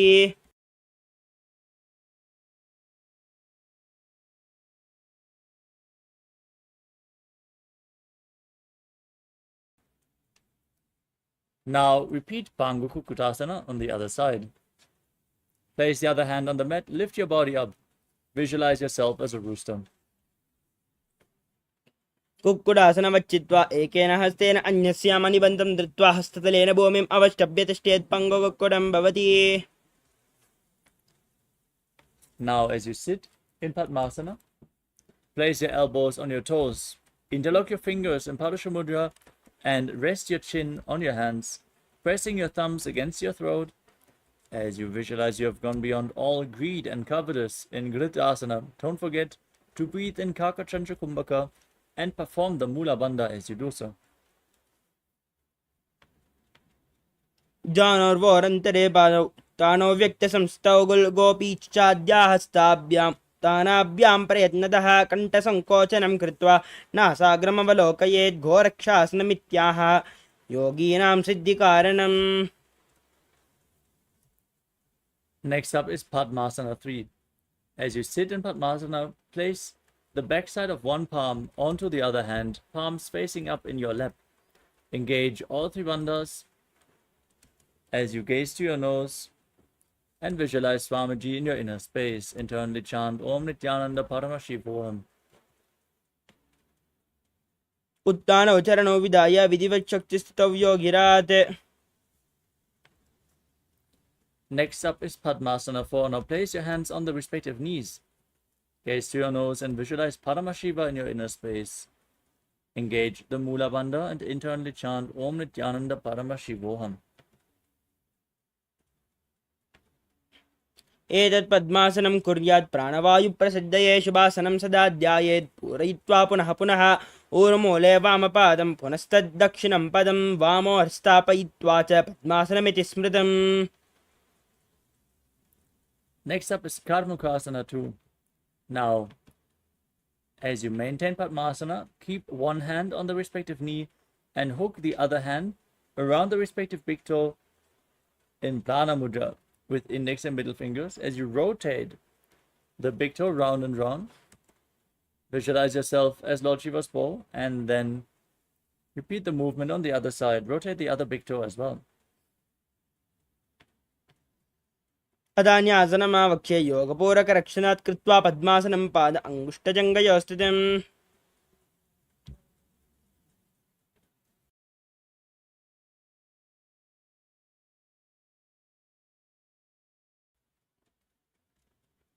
Next up is Karmukasana 3. As you sit in Padmasana, now cross your arms behind your back and hold on to the big toes in Prana Mudra. Gaze at the tip of your nose. Visualize yourself as Lord Shiva's bow as you engage all three bandhas. Mahamudra Bandha. कर्मुकासनमाक्षित्य उदरे पूरयेत् सुखं तदा वायुर्वसो याति कालेन सूक्ष्मवायुना. Next up is Dridhasana. Maintain the same posture. Raise your chest. Gaze up to your third eye. And visualize you are the action of Paramashiva's third eye, destroying anything you come across. ओरभ्यामुपरिस्थाप्य पादयुग्मं प्रयत्नतः दक्षिणं सव्यदेशे च सव्यं दक्षिणदेशके करद्वयं पृष्ठदेशे परिवर्त्य प्रयत्नतः पादाङ्गुष्ठं युगं सम्यक् कराभ्यां सन्निगृह्य च. Next up is Nagradasana. With your legs in Padmasana, the arms crossed behind, roll onto your back. Hold onto the big toes if you can, otherwise lay on overlapped arms. As you gaze to your nose and visualize yourself as a snake, calmly breathing in Sahadra Kumbhaka in Nagradasana. प्रथम पद्मासन कोटाने दो हाथ पाचाने आने पाद अंगोटा पकड़े आने सोवै कहुन्या कुल्या पानी गोड़ा जंग अग्र को दाशे मस्तंग स्वमसूदो राशे नासा अग्र दृष्टि को धरे आसन अग्र इसी विध करे नासा रोग जुना राहे विशाली पिनस जोया. Now free your arms and legs. Pull your knees up against your chest. Encircle your knees with your arms. Hold them close to your chest. As you bring your chin to the knee, squeeze your body into a ball in Kandukasana. वेत्रासने स्थित्वा स्तपादान् निष्कुष्य. Now place your feet flat on the mat. Interlock your fingers behind your neck. Gaze to your nose. Visualize Swamiji. Breathe calmly through your nose in Sahadra Kumbhaka in Urdhva Pavanasana. प्रथमसोदो सैन करावे गोड़ा उबाराशे मिलावे गुल्पमाहिला अंगुष्ट दो ई करे एक समेल रसो ये उभय हस्त कांक सी करे सोले मस्तक नीचे दरे नासा अग्रदृष्टि ठहरावे याते नाडी सरलता पावे. Next up is Malakata Pitasana. Now place your upturned palms underneath the heels. Step your heels onto your hands as you push your hips up and lock your throat. Breathe in Murcha Kumbhaka. Visualize yourself as a powerful alpha ape in Malakata Pitasana. उत्तान शयनं पादतले उत्तान हस्तयोः स्थापयेत् पृष्ठभागमुत्रमय्येत् मर्कटपीठं भवति. Next up is Uttana Shikipitakasana. As you lay on your back, raise your hips and bring your hands to the lower back. Your body weight should rest on your elbows. As you extend your legs, point the toes and gaze to your nose. Visualize Swamiji in your inner space. जङ्गोरुबलहीनश्चेत् उत्तानशिखिपीडकम् अप्रमत्तः प्रकुर्वीत भुक्तेः प्राग्विजितेन्द्रियः. Now raise your hips and legs up high. Place your arms flat on the mat for support as you visualize yourself blissfully traversing Naraka Loka unscathed in Narakasana. ग्रीवाकण्ठेन भूमिं विस्तम्भ पादाग्रद्वयम् ऊर्ध्वमुत्रयेत् नरकासनं भवति. Now bring your hands to the lower back. Maintain your legs straight and lower and anchor them as you visualize yourself as a boat crossing the ocean of samsara in Tiryannaukasana. नौकावत् स्थित्वा ऊर्ध्वं पादाग्रद्वयम् आं नयेत् तिर्यन्नौकासनं भवति. Now bring your legs back straight, place your arms on the mat, and be sturdy like a flagpole as you visualize yourself as the KAILASA flag respected across all nations.